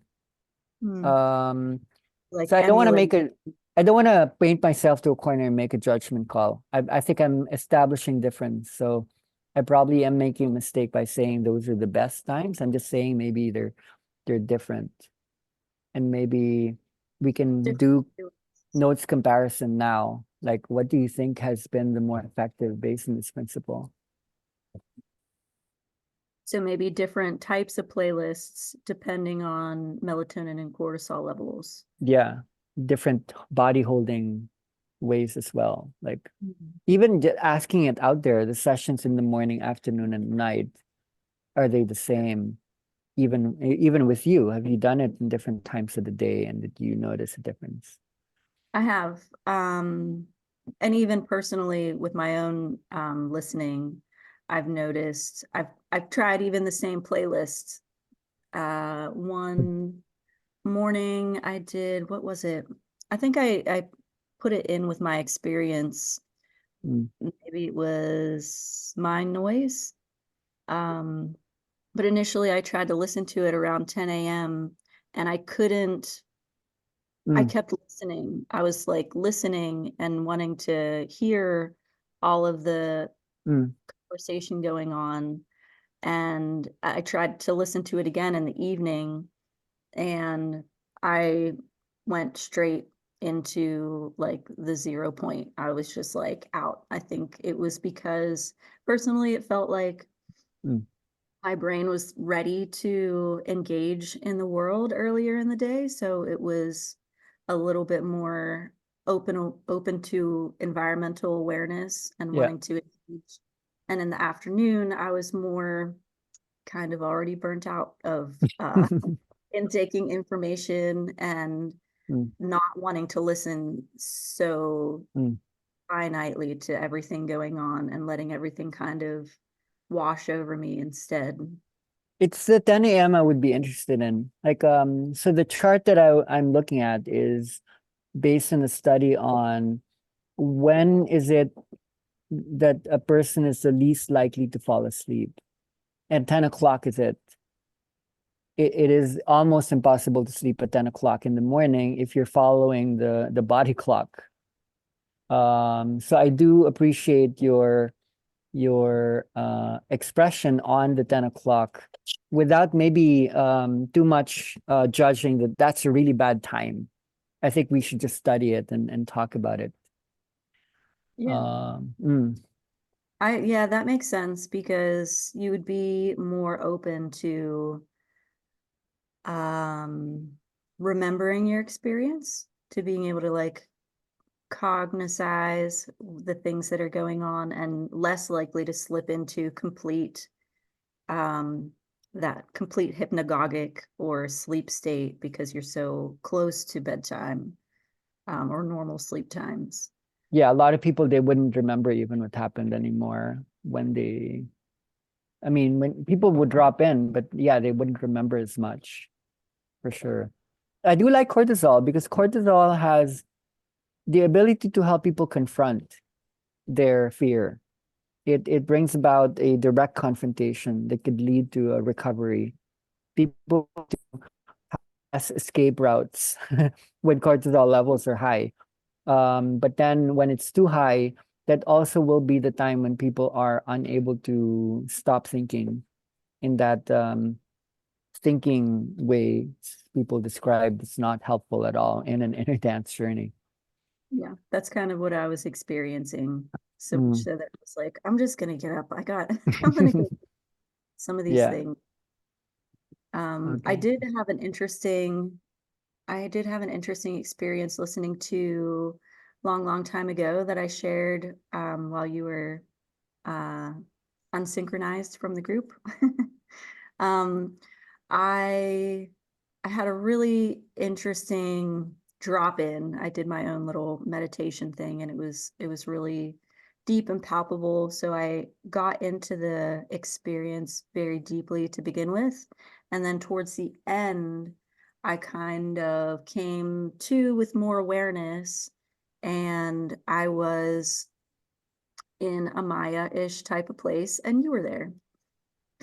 I don't remember what we were doing. It was something kind of menial. I didn't even remember until I was listening to the dream vision voice note that's in the Event Horizon page, and you were mentioning having that synchronous dream experience with your doctor friend that was at Maya, and then I was like, oh yeah, I was in that in between state whenever I was listening to that thing earlier.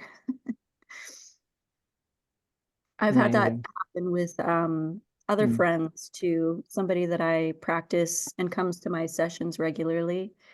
We'll occasionally meet each other in the astral realm, and in person, we also can synchronize a little bit thought-wise and start like telepathically reading, like speaking for each other, or like pulling the words that we're trying to say out of thin air for each other. Yeah, I actually then forgot to connect the question Julia had about retrocausality. That is retrocausality, and the older style playlists were more retrocausal. I think when we think about sync, there's either a synchronization between the past and the present, and the present and the future. So I think the newer playlists are more the future with the present. If it's going to go to the past, it's going to go to a really big past. But the older playlists, and long time is a little bit of the older playlist system. But I don't think your brain is the old playlist system, Carly. There's a lot of pastness there, but it's very personal synchronization between childhood history, the womb history, and the present moment. There's more of a post-cognition in the newer playlists where it's like more of the, aha, I get it. So I would say there's more mysticism and magic in the old playlist systems. So retrocausality plays a large part in synchronicity. So what you're saying about you transporting to Maya and so on and so forth, that's already quite interesting.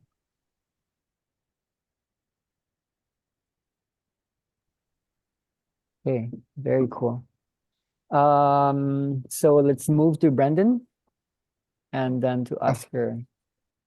I just go back to oscillating. Going wild way back now, but back in the day, I used to install telephone copper cables, and we used to use an oscillator to trace out the cables, and it used to give out really high pitch bursts of sound and then come back to nothing. And you could walk into a room of like 2,000 cables and find what cable you wanted in about 30 seconds. But when you put it against the cable, it would really, the sound would be so distinct. And what you're saying there, it's like when you go high, you also need to keep the low frequency, which is a bit like the oscillator.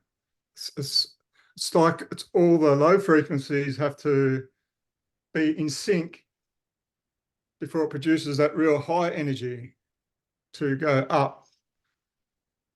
And that just had me wondering then, like in a human form, if you were constantly oscillating between the highest frequency and the low frequency of REM state or whatever, deep sleep, if you're just oscillating like that every moment, would there be any need to sleep? Would you be using any energy? Like, would you, like, you'd be getting your full sleep, full Yeah, exactly. higher state in a way. Exactly. Like, is that Yeah, oscillation or? that is a cetus, because that is what I was experiencing when I was in the island. I was not sleeping. And I'm very vulnerable in pressing this forward, but I really do believe that the only reason why we sleep is to dream.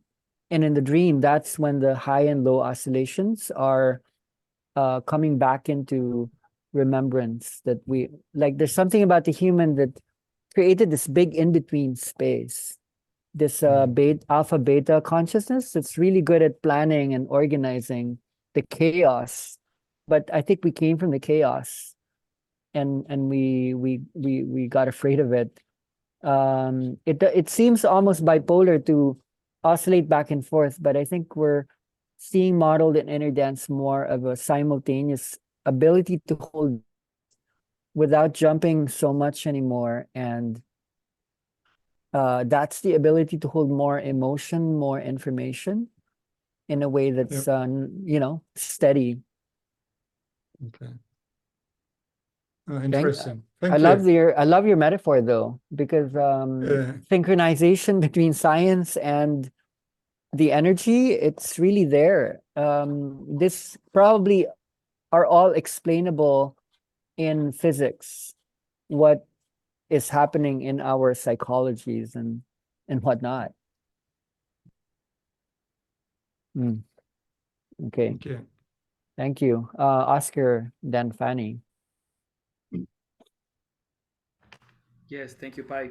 Well, yes, in the concept of synchronization, and also how you were presenting to all of us the different rhythms and the moments where the observing how the chemistry in that moment, we will have different handle to conduce in this time o'clock the approach to the session.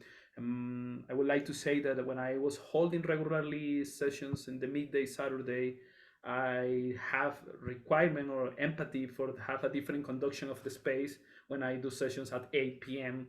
Every Tuesday, as you supposed to happen.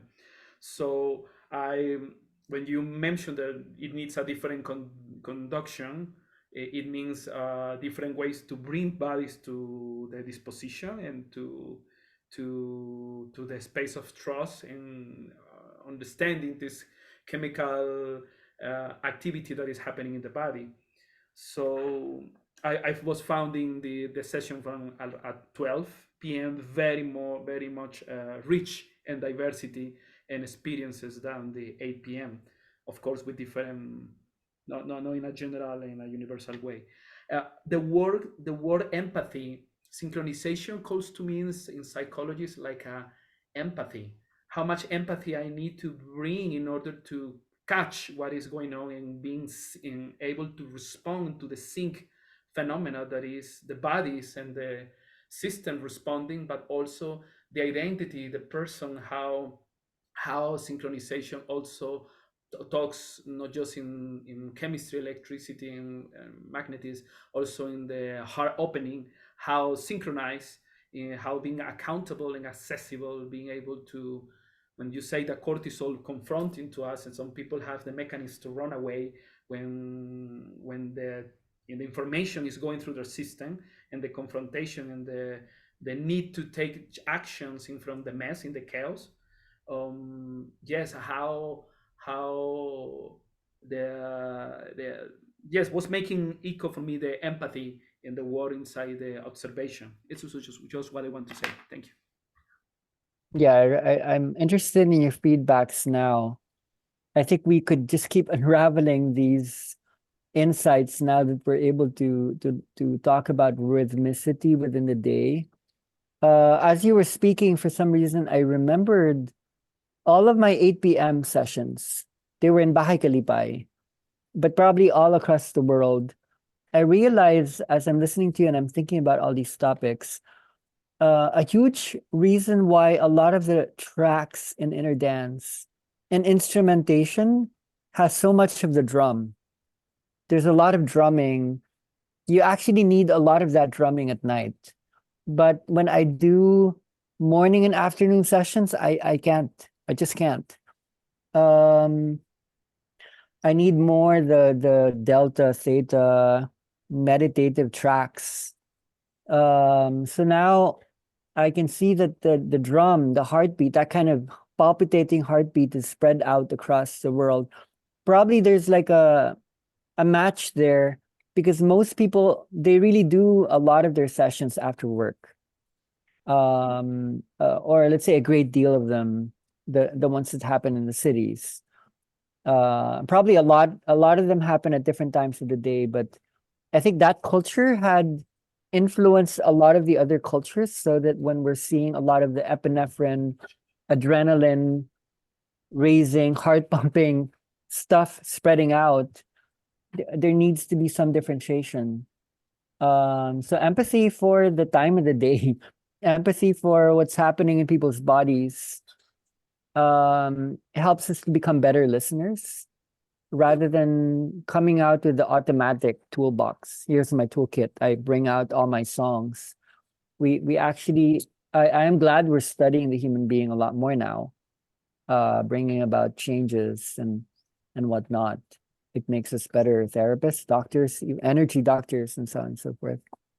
I'm thinking about the drum a lot now. I think there's something about the heartbeat at 8 o'clock at night, as opposed to the heartbeat, the fresh heartbeat, like at 9 o'clock in the morning. And a lot of people drank coffee, like in the morning. I don't really like inner dances where people just drank coffee. I don't even know what I would think if people drank alcohol. I know people have done so many journeys of different kinds while they're on psychedelics, but really studying. And then when we conduct retreats, then we can better advise people what not to ingest in order to have a greater preparation to create a more natural heartbeat.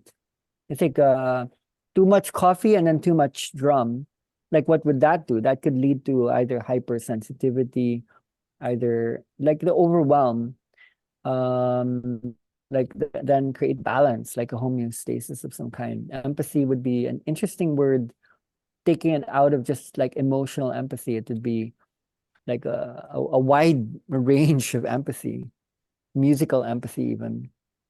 Really cool. Okay, Fanny. Yeah, this is a very interesting dialogue, and it made me think about, I gave a private session last Friday, and it was at 11 a.m. and also like first timers, so I'm not going with the hardest playlist usually, and I could only choose the womb playlist, the womb room, I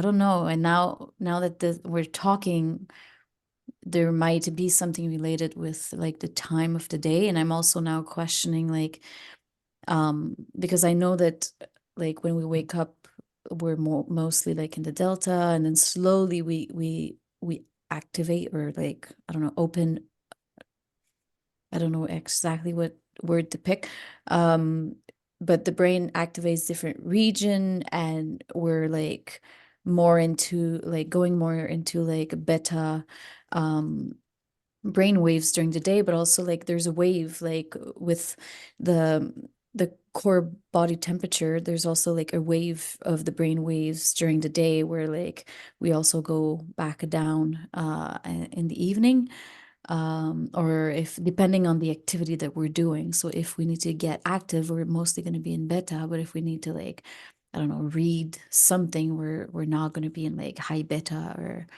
like very, very active. So that's interesting also to notice if we do a session, let's say during the day or afternoon or like night even, does it activate different parts of the brain differently than it would be for like a session that would happen at night? If we like take the session happening at night as like the model, or the one we use the most in a way, like compare it to a session that will happen during the day, like does it activate different parts? Like, are people going into different inner dance in the sense, like would it be tapping into more like the emotional or like the memory centers or the visual, or like would it be activating or like changing as much the effect of the playlist because of the time of the day related to all of this? And something else also I wanted to tap into, or with what Brandon shared, is that when I was studying sound last year, or when I was in Maya like a year and a half ago or something, I was really looking into all of this, and I really wanted to understand more deeply like what is there and how to understand the brain waves, and like when do they happen. And I tapped into like the lambda and epsilon brainwaves. And so like you have, after gamma, you have HOF, high oscillating frequency. And within this, you have the lambda, which is higher than gamma. And what they say is that these are almost not perceivable. And this is where like they found them when they were studying monks, when they were going into very, very deep states of meditation and like higher consciousness, whatever we can call it. And when they would like zoom in or zoom out of them, they would actually find like the epsilon, which is the opposite, which is lower than delta. And epsilon is actually 0.01 to 0.05, something like this, or 0.1 to 0.5, and delta starts at 0.5.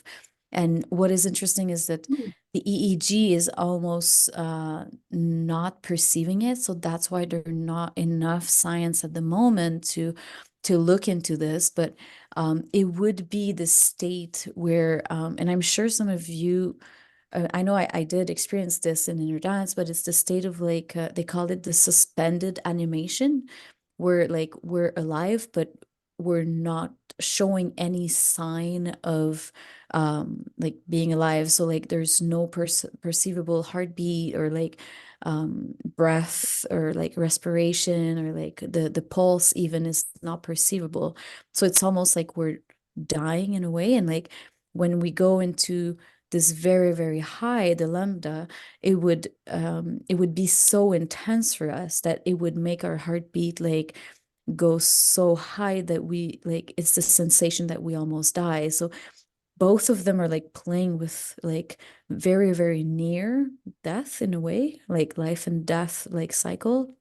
And within also the epsilon, they realize that when they zoom in, they see the same wave that they recognize in the lambda. So like, even if we oscillate between the top and the bottom, both are actually holding each other.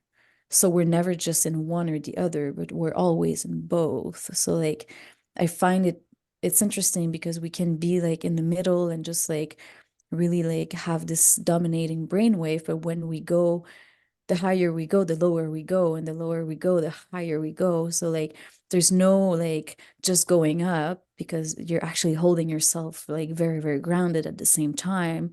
And the opposite is also the same. So the only thing is that it's almost impossible to find these type of sounds or noises, because there's not like enough scientific approach to it, because it's only through the EEG and this type of technology that they can find out. So it's not yet like developed enough to know more, but it's a little bit out there. So I find it interesting that we're bringing this up today, because it reminded me of like the studies I was making. Yeah, thank you. Yeah, I love it. There's a synchronicity where before you talked about lambda and epsilon, I was drawing something out on paper. And I think this could provide like an even more interesting set of topics that would just keep going on and on. You know, it wouldn't take like one call. When we look at let's say the wave again of core body temperature rising up and down, we can see this maybe in micro or macro levels. So one way of looking at it would be when we enter REM state consciousness. Core body temperature would in the beginning, it would actually rise up before going down, flattening in that non-REM 3 stage, which is when muscular paralysis is happening. So I think if there's going to be any state in which that suspension you're describing, that near death would happen, it would be at NEN 3 compared to any other time of the day. And then, sorry, so REM would follow N3. N3 would be that. And then during REM, there would be a rise in core body temperature, but it would be a lot more erratic. It could either be up or down. It could be down all the way. It could go up and down, or it could go high. And then it would rise up again in N2, and then it would go down again in another N3. We need less of that. The more we go into the different stages of sleep during the night. Here's like another N3. So Hi, there's oh. there's a problem report on top of your screen. Yeah, that's what we see. Oh, You But didn't we see. saw most of it. Yeah, we saw most of it. Okay. Just at the end, it appeared. Sorry. All right.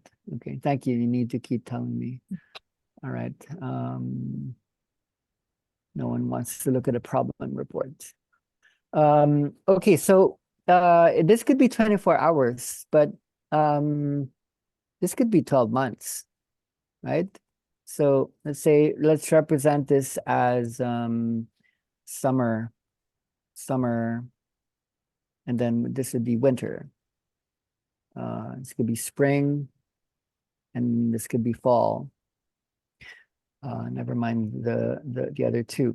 I've been tasked with working with a lot of people who would move to Palawan, to the tropics, to Southeast Asia, to the beach weather. And a lot of those people would be like in Palawan, it's summer all year round, almost. Even though it's raining, it's still summer. So right now, we had a really hot December, a really hot January. So a lot of people from Europe, they like we have two Canadians here. One just arrived actually with her dog. So they would be jumping from here to here, like within like a day or two-day period. So I'm observing people who either come from temperate cultures, let's say Europeans or maybe Americans. And a lot of them who've been living in Asia, let's say they moved to Bali and have lived there, and then they go over to Palawan. These are very, very different from the Europeans and Americans who are coming from Europe or North America, who would then jump straight into our summery January, December, February. And it's actually getting harder and harder for me to construct a playlist that meets. We have an Australian here as well, because of the seasonalities of that wave. Okay, observation wise, it's easier to work with these people who are coming from here, who are jumping from here because of the drastic or abrupt release mechanism. It's oppositional. So let's say in winter, this is winter, people are storing a lot of their temperature inside. Let's say they're storing a lot of their temperature inside, and it's in their bodies. And when they come to the summer, suddenly, like within the span of a day or two, through airports, airplanes, the sheer drop where they would release a lot of the information that they've stored in their system. I think a lot of people are experimenting with these. They're traveling all over the place. That drop in energy actually leads to a huge rise in, let's say, old information passes through. I find it a lot easier to work with people who are coming from here rather than people who are coming from here. Let's say people coming from Thailand. I'm not talking about Asians who live in Asia. I'm talking about Westerners who come to the East and then move to the hot spaces. It could be Mexico, it could be Costa Rica, it could be Palawan, it could be Bali or Kopangan. A lot of the transformations here, because the transformation is super duper quick. So I would think about this as well. Rather than going into the circadian system, I would study the circannual system. And there is a reason why most of our healing spaces globally are filled with Caucasians, white people, Westerners. The transformation is happening much quicker because there's a conversion of cold to hot, as opposed to people who are coming from here. For them to generate heat inside their bodies, there's already so much heat. They're tending to be laggard, chilled out, Rastafarian, super, they're warm, and so they're cool. They're very cool, but they're actually coming from warmth. It's not easy for me to build a playlist for people who are coming from the warmth, as opposed to people who are they don't need to travel. people who are in the cold, and this could inspire a lot of you people who are coming from like super cold. When you construct a playlist, when you expose people to the music and heat is generated from inside, they tap into their internal sun, their solar plexus, their core energy in their plexus starts to generate a lot of heat from inside. So this simultaneous co-activation is beginning to take place. I thought maybe like, wow, this could be something really interesting as well to put on top of what we've spoken about, like greater empathy, not just for the moments in a day, but would it be the same inner dance, not just 3 o'clock, but 3 o'clock in December, 6 o'clock in March or April or May. Yeah, it provides like so much more complexity, which could provide more tools for us later on. Do we always put on the same playlist or ways of touching? Let's go back to Carly, and then anyone else and then Natalia has a question. Carly, go ahead. And then Irene. So, Irene, did you want to go? You had your hand up before I did. Before. Okay, yeah, Irene, Oh, I didn't. it's okay, because see mine you. is a little bit of a different topic. Maybe it's better for you to go first. Yeah, if there's a thread, yeah. So, so playlist wise, I was considering some of the different times of day that I've held sessions and the different kinds of playlists that I've used. So is the goal ultimately to create the greatest amount of dissonance per time of day? So I'm thinking, or while we were speaking, I was considering, so in the morning time when our in the morning time, should we be considering to be playing the opposite of what our bodies are wanting to do? So we're wanting to wake up. Yeah. So you want to play something that is more like down tempo. And in Yeah. the evening, your body's wanting to be down tempo. So you want to play something that is more uplifting and jarring. It could be like you have an option of just taking them into somewhere deep, but then it's interesting to look at the co-activation. Yeah, but yeah. But this is where it's interesting because depending on how you see, let's say, dusk or dawn, when you think about 6 o'clock in the morning and 11 o'clock at night, they're both sleepy times, right? But the sleepy time would be different where there's the sleep pressure happening at 11 o'clock at night. So I'm not sure why we would try to draw an 11 p.m. session. We could probably bring in activating ingredients, but it wouldn't be like electronic dance music. As opposed to, let's say, 6 o'clock in the morning, I would be more interested in waking something in people that's fresh. It has a lot to do with light exposure. When you begin to expose the eyes to light, no matter what time of the day, it would instantaneously set up the cortisol increase. The body does increase cortisol already by like 4 o'clock, 5 o'clock in the morning. It begins to go up because of anticipation, because it knows you need to wake up. It actually is what wakes you up in many ways. So you would work with that. So I'm not sure about jarring people at 11 o'clock at night. I would jar them at 7 o'clock in the morning. Do you see what I mean about opposition? There's a different opposition between two kinds of sleepy. A little bit. There's the sleepy that you're waking up from and the sleepy that you're in the descent, the phase. Yeah, the playlists that end up being created for the people that are present always seem to be right anyways. you know, the thing comes about for the people that are there.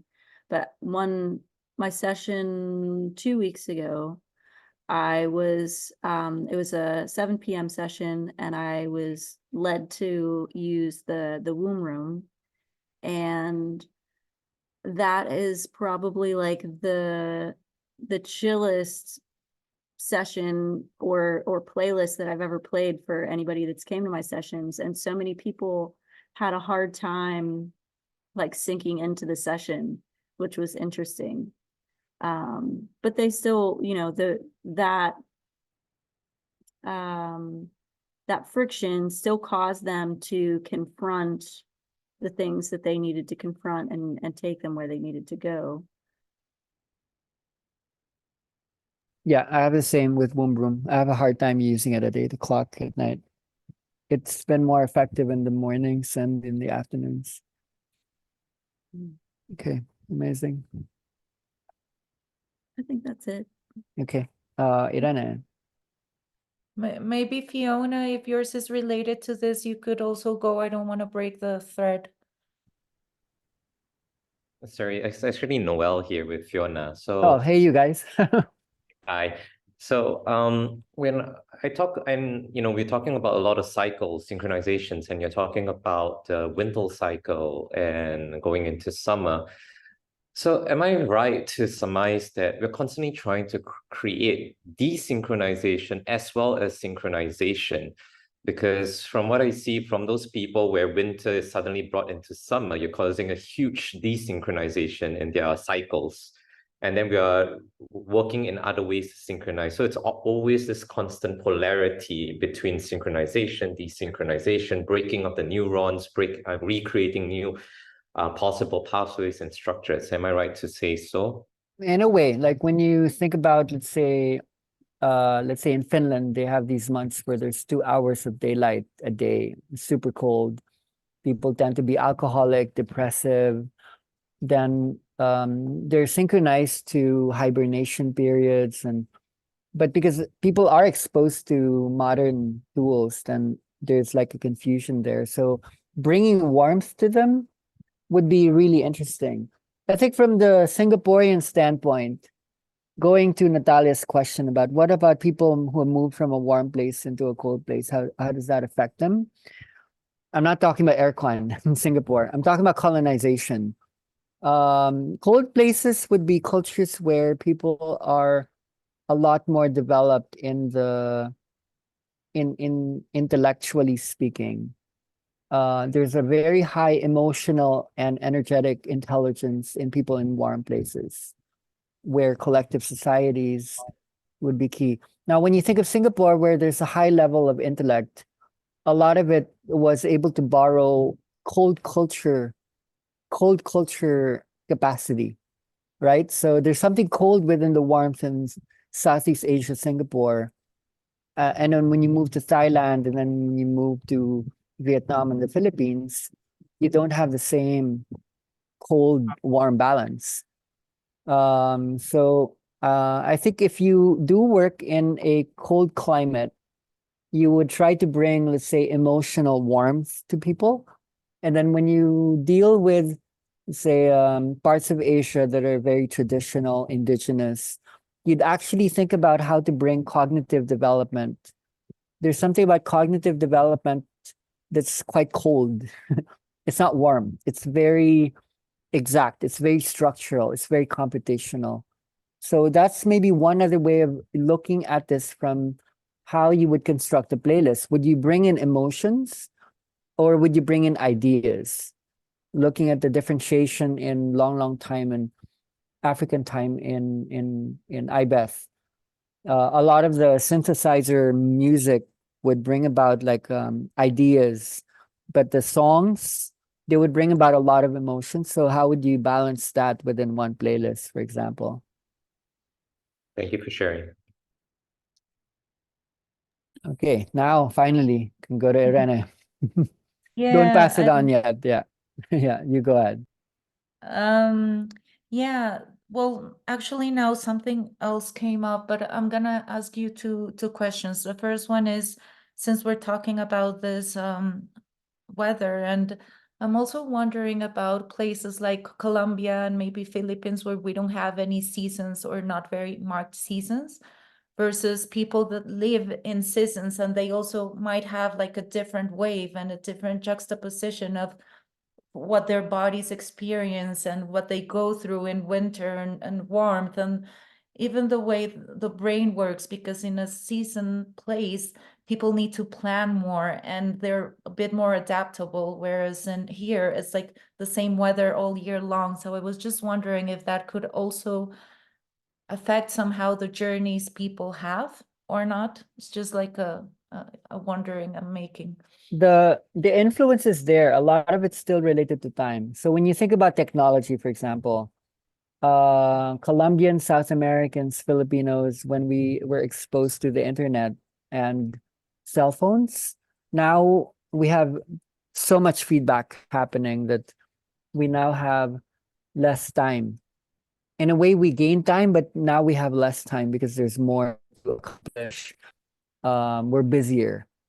A lot of that would be temperate climate in nature, whereby a lot of the people are used to, like Bob Marley type of lifestyle. I'm just gonna groove and be in the beach and drink my pina colada. The influence of the West is everywhere. It's in India, it's in China. So a lot of people, they need to adjust their nervous systems to take in all the history of the West that's now bombarding them almost overnight within the last decade or so. So it's still developmental in nature. Like people don't know how to deal with this technology and processed food, McDonald's, the money system, globalization. So I think based on design, where we could find this relevant is the playlists that speed things up in people. There needs to be a corresponding, we need to slow something down. And a lot of facilitators, when they get attached to the Kundalini thing, the even inner dance is a little bit like hyper, they go too much into the speedy Gonzalez type motion. We need to bring a lot of the restiveness, a lot of the right. We need to help people process things that they don't have the space to do. And understanding that a lot of this happens in sleep, memory consolidation, information processing systems, because people aren't sleeping right.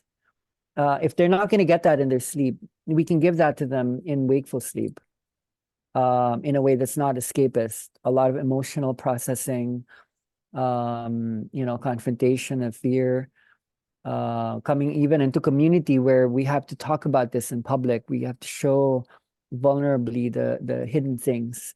A lot of that is processed in dream, but if we're not doing that in dream time, we may as well do it in a way that's very conscious.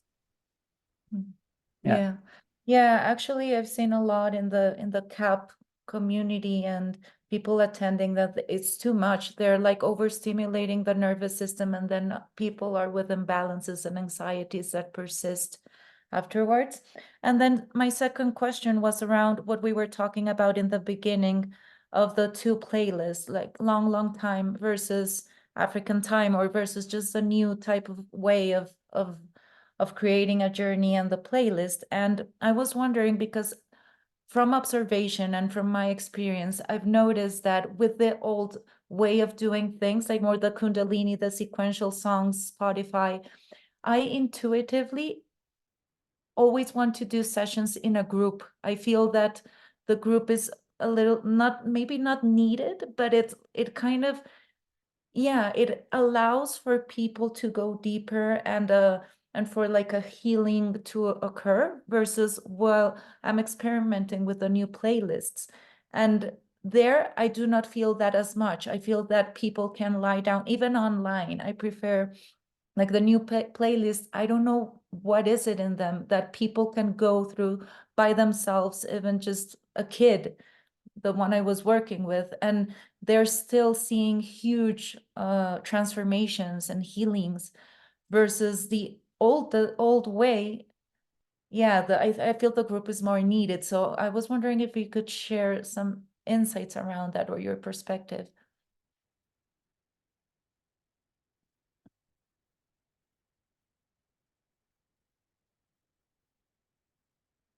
Oh, I think you're on mute.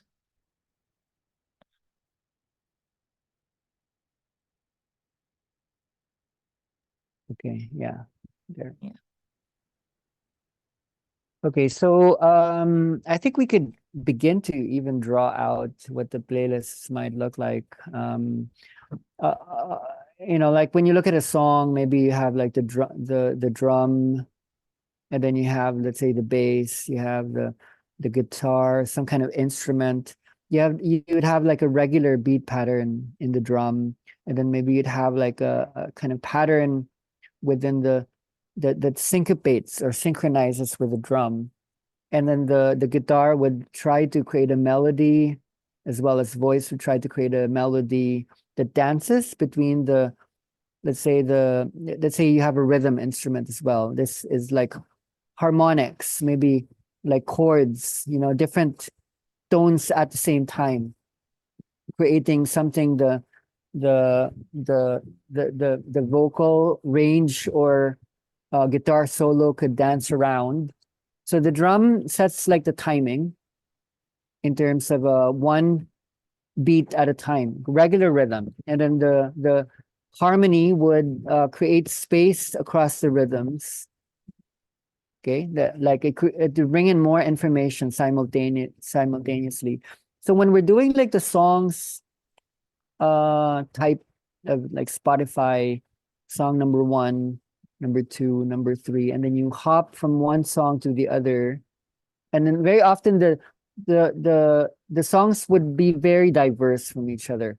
Traditionally, anyway, that's what we have found out very early on, that it's in the change between types, like genres, different rhythms, different beats, different harmonies. That's what usually creates the dopamine rerouting system that then has an influence in the other neurotransmitters and hormones like in the system.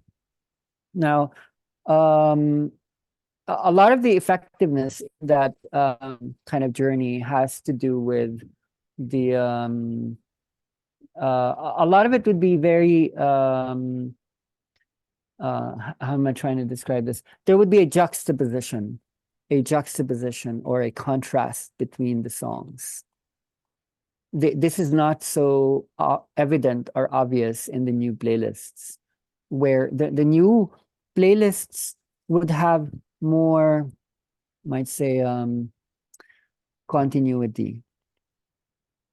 The old playlists, what they would do is they would try to discontinue the old. When you say old, maybe what you're talking about is the story. People are like, I'm really tired of the story. I want to get rid of the story. So there would be this discontinuity effect that would happen in the movement from one song to another. And the songs used are very well studied, so that when there's like an aliveness there, say song number 3 would be, let's say, something shamanic or techno.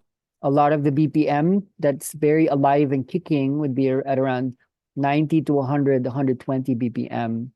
Slower songs, emotional songs, they would go down to about maybe emotional, sentimental, maybe 30, 40, maybe 50 BPM.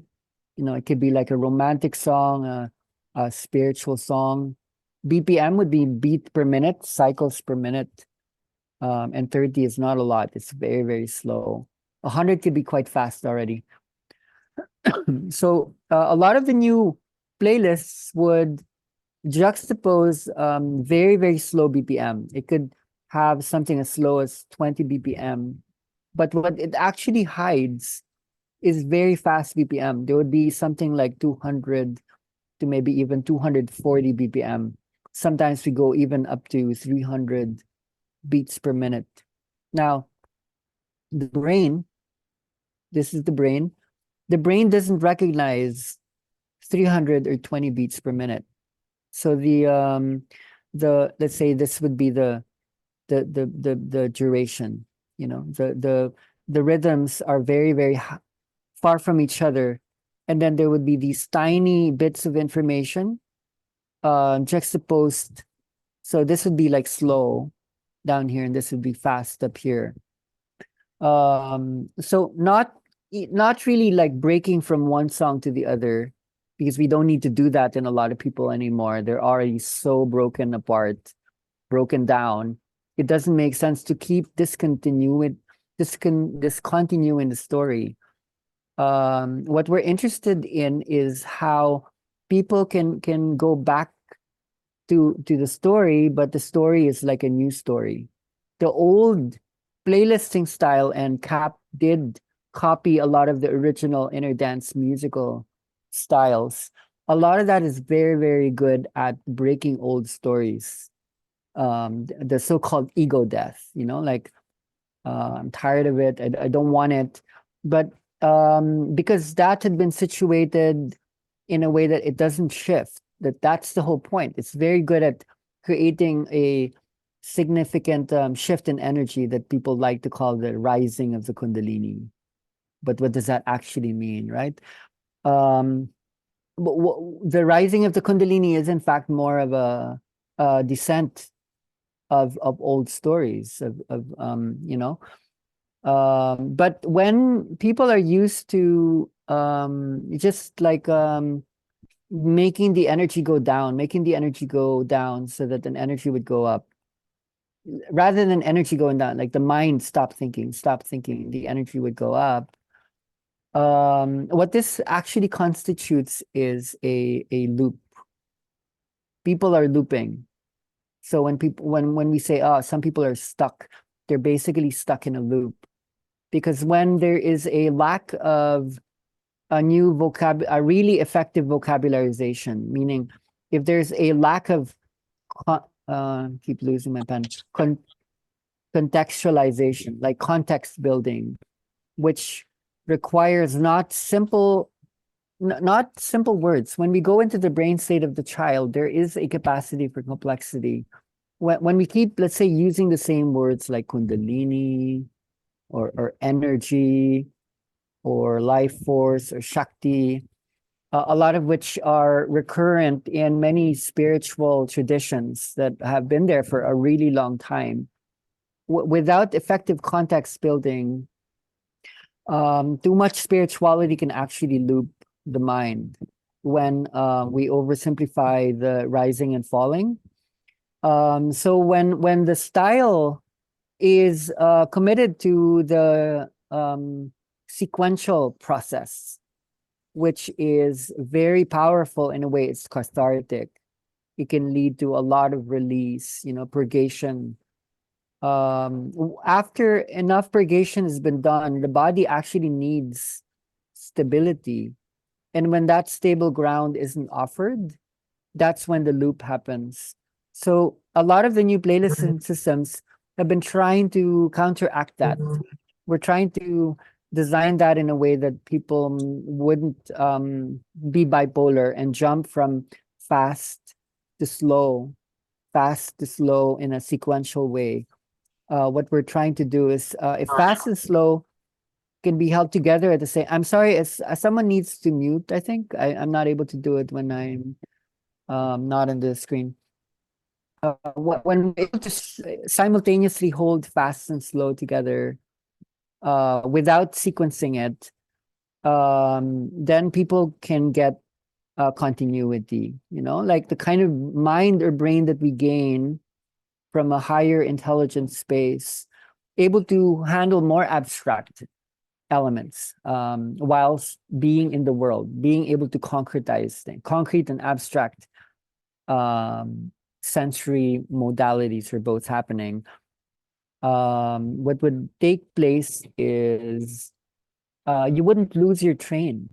Like no matter what you hear, you could be triggered by someone, you could be off-put by something that happened. You don't actually lose your insight. It's like you're able to see the connections, and you don't need the catharsis. You don't need to keep crying or taking psychedelics or going into a wild session to be able to do that. It's like you're able to keep your head. I'm really, really interested in this. So when I started to construct the ones that have the more synthesizers, it's because I can use oscillators of a much higher dimension than what I normally am able to grab using music that I can find on Spotify. I mean, I'm not in Spotify, so I don't find in Spotify, but I do know the kind of music people are using. They're very human. The vibrations I'm interested in are kind of meta-human, where you can look above, from up above, and see a lot of the parts that are part of the species level, almost like a time scale that's a lot more widespread. So having said this, I'm not invalidating the old style. I'm not invalidating CAP even. I'm not invalidating how we used to do it in inner dance. A lot of those are powerful openings. It's just that, like, when do you move into synaptic connectivity? When do you myelinate your synapses? When do you start to strengthen the connections that have been made potent? Too much of that sequential musical pattern is it can break things apart very, very easily, but it can't build new connections. It doesn't strengthen new connections. There has to be repetition, synchronization between the many points, and too much high and low separated from each other, it would do that. Now, the thing that you're saying about wanting to use that style just mentioned in group processes, orality and literacy, internalization and externalization. You know how in social media there's so much attachment in people, where validation, affirmation, wanting to be seen, going into identity processes, putting your image out there, needing feedbacks, like people liking our posts on social media. I don't remember what that's like. I haven't been in social media in like 5 years. When we try to raise the emotional content in people, then neurotransmitters like oxytocin and serotonin is released, and it's like taking an ecstasy pill. It's pretty much going back to orality. I'm not invalidating that. It's really important that people rediscover intimacy when they have lost it. When you don't know how to interconnect with people, I think a lot of people are yearning for that. But when it comes to going into developmental stages of the mind, to internalize thought once again, to be able to conceptualize really well, to not lose your train of thought, to not allow the sociality to distract a collective consciousness is being birthed in a person, then the more intimate. When we say intimate, it could be like connecting with people in a tantric way, really letting all of your guard down and opening up all your boundaries. Sometimes you also need to be alone. And that's when like having a world inside, not just outside. I think that's a balance that we need to study. And this is really spread across the 12 months. We're going to be studying what internal representations look like as opposed to external experiences in the world. Thank you. So thank you. Anna?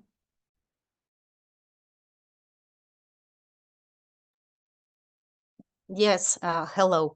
I'm Anna from Mexico. I'm gonna try to speak in English as good as I can, but I hope you can understand. Well, talking about the playlists, I would like to know how should I choose from your playlists to use them with my consultants, and how can I identify like the levels of intensity that we can see in the different playlists in your library? Because, well, I started with Sandra and Siegfried, and they didn't teach me how to identify them or like to check on different levels or like that. They told us to just to choose songs from Spotify and the ones that we have resonance with, and then divide them into 5 types. The first one is like start, and then rising, then top, and then down, and end. And like that, we learned how to make our playlists. And we started giving sessions, me and all of my companions. So, then I started seeing some comments on the WhatsApp group with different students and all that. And I started like freaking a little bit out, because they were talking about some that they had panic attacks, some consultants, and other were very anxious.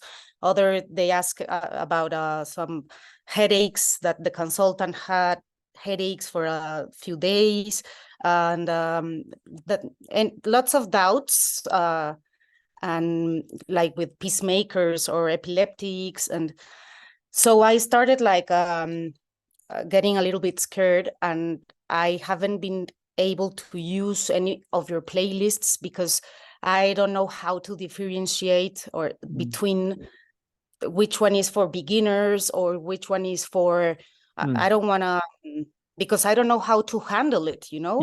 Yeah, totally. I wanted understand. to ask for your opinion. Okay, thank you so much. The best is if you could construct your own eventually, but let me go into this. I need to talk to Sandra and Siegfried. I don't like that model at all, that you have like a beginning, a middle, and an end that looks like that. I would trust most of the playlists we do send out, because our modeling is something that looks like this, more or less. There needs to be a stage where you drop it before you rise it up on a particular stage. Now, in the folders that were shared, I hope that were shared, maybe. There's one called playlists, and that one has the more traditional construction, which is very good for emotional processing. We have clients who are dealing with emotions. They're very good for, personal problems, on inability to work on a lot of problems that are needing to be shaken off. Now, there's a folder called synthesis, and another folder called sleeping. If you don't have access to that, just ask us, your local trainer. And then we have a folder called 7 states. Okay, so a lot of them do different things. Playlists would be good for, as I mentioned, like very personal stuff. If you're looking for people to maybe develop or evolve, meaning more slow, long-term processes, I would go for that. Sleeping would be those who have problems to sleep, obviously, or people who have pain, people who have disease patterns that they need to work on. And then 7 states would be people who would like to trip out, to go into visioning, to go into insight, to look for, like Ibeth shared her experience where a lot of insights came. That was from African time. Synthesis can also help a lot with that. So basically, a lot of them are different. They use different instruments. They use different tools, different vibrations. Having said that, though, I think there's still wisdom in what Sandra said, that you should listen to how your body might react. So what I would do is, based on the general gist, do a quick survey, and then your body would know, okay, yeah, this one. You could hop, let's say, just browse, okay, like You could do it even like the day before or a couple of days before. You would only be confident if you tried it on yourself. Number two, you would be confident if you know it well. Each tool that you use, it needs to be like a close friend. So when I had songs in the past, I made sure that I knew every single one, all the rhythm, the harmony, the melody in each one. You don't need entirely the explanation. Your body would know how it would affect the heartbeat, the chemicals, the breath through your intuition, your feeling. So then build empathy, like what Oscar said, learn to listen, to learn to read the room. Yeah, start with this maybe. Do you have the folders? Do you have access to them? Yes, yes. All of them, yeah. And also, I think so far only playlists. Sorry. Which group are you part of, Natalia? Latam. Okay, Yeah, so she just came in, but you should have. I'll send them to you as well. okay, let's let Anna finish and then we'll go to Natalia.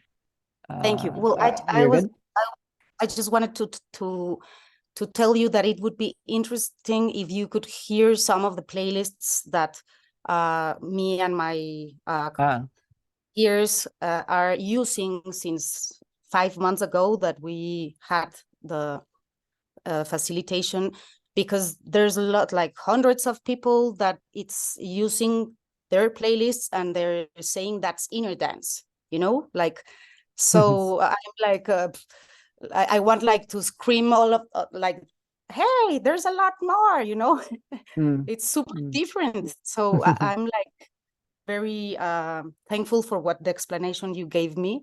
Now I feel more comfortable and I'm going to start using it. And yes. Yeah, you need to feel safe and do share it. Everything that we make, we actually open source it. So if you wanted to share it, then it's fine with us. Thank you. Thank you very much. Okay, Natalia. Then I think we could close. Continuing a little bit on that topic, and my question is, as you were explaining about the sequential playlists and the playlists that generate continuity, my question is, how do you select them in the long process journey of a group or a person that comes to you, let's say several times? Is it something that you do just reading your intuition and being empathic and reading their processes, or do you ideally always go between sequential playlists and continuity playlists, or do you follow like a linear process of starting with the sequential playlist and going to the continuity playlist? Okay, a lot of us don't even go to the sequential anymore. I know people who started with the new system and they are applying it to their clients, and these could be like in a group level, and we're getting some interesting feedback. You have to be careful though, because if you're part of a community where people are used to one system, there's always a transition, and that transition needs to start with you. You need to check in, because a lot of the new playlists, they seem noisy to a lot of people, but the ones who are either not transitioning or belonging to a specific mindset, they find the noisy super quiet because it's not triggering them in a way. We're getting all feedbacks all the time that they find the sequential playlist very noisy, but a lot of the people who are used to the sequential, they find the new playlist very noisy. So we need to give you tools to be able to hide the noise levels. They both have different noise levels. You have to be able to mask them with the noise app, or effects or volume, or you need tools. We're not encouraging the people to press play and then off you go. The more you're able to handle the vibration, you actually don't need to touch people's bodies anymore. the old sequential music, there's a lot of necessary interaction where you're running around the room, you're holding bodies, they're screaming, you're pushing, you're pulling, you get stressed out. When you use the new system, you actually are able to step back and you're able to maybe use your own voice. You speak to the room. It becomes more guided and people feel more safe, like in a way. One of the big reasons why I stopped using sequential, very emotive music is people felt manipulated. They feel like you're making me cry and I don't need to cry right now. You're making me angry. I'm actually okay. I'm looking for insight, not emotion all the time. So I enjoyed that feedback that people said I'm gaining a lot more seeing the big picture, journeying into the cosmos, and you know what I mean. You're nodding. So we let's study all. I'm always careful. I don't want to throw out anything other than what I'm doing. I'm interested in all of it, but in sharing from us, we're not using so much the old system. I shared them in the green in the website because I wanted people to compare, just to see the difference. So you yourself should do the same. Great. Thank you. Thank you. Okay. Anyone else? Otherwise, I think this has been quite a monster call. Been amazing to take in really good questions. I loved your questions for today. For those who've been in the many study formats, we've taken up synchronization only today, like as a central topic, and it seems to have an aliveness here that can carry over for a long time. So I hope I think the bottom line with synchronization is we are finding a rhythm. We're looking for a rhythm. Like somehow we lost our natural rhythm and we're finding a rhythm, we're helping others find a rhythm. So what does it really mean to find a real, authentic rhythm? So look around you, listen, and synchronize even with the least likely connections. And before you know it, the whole thing is a workshop. It's a journey. Okay, so let's close. Thank you.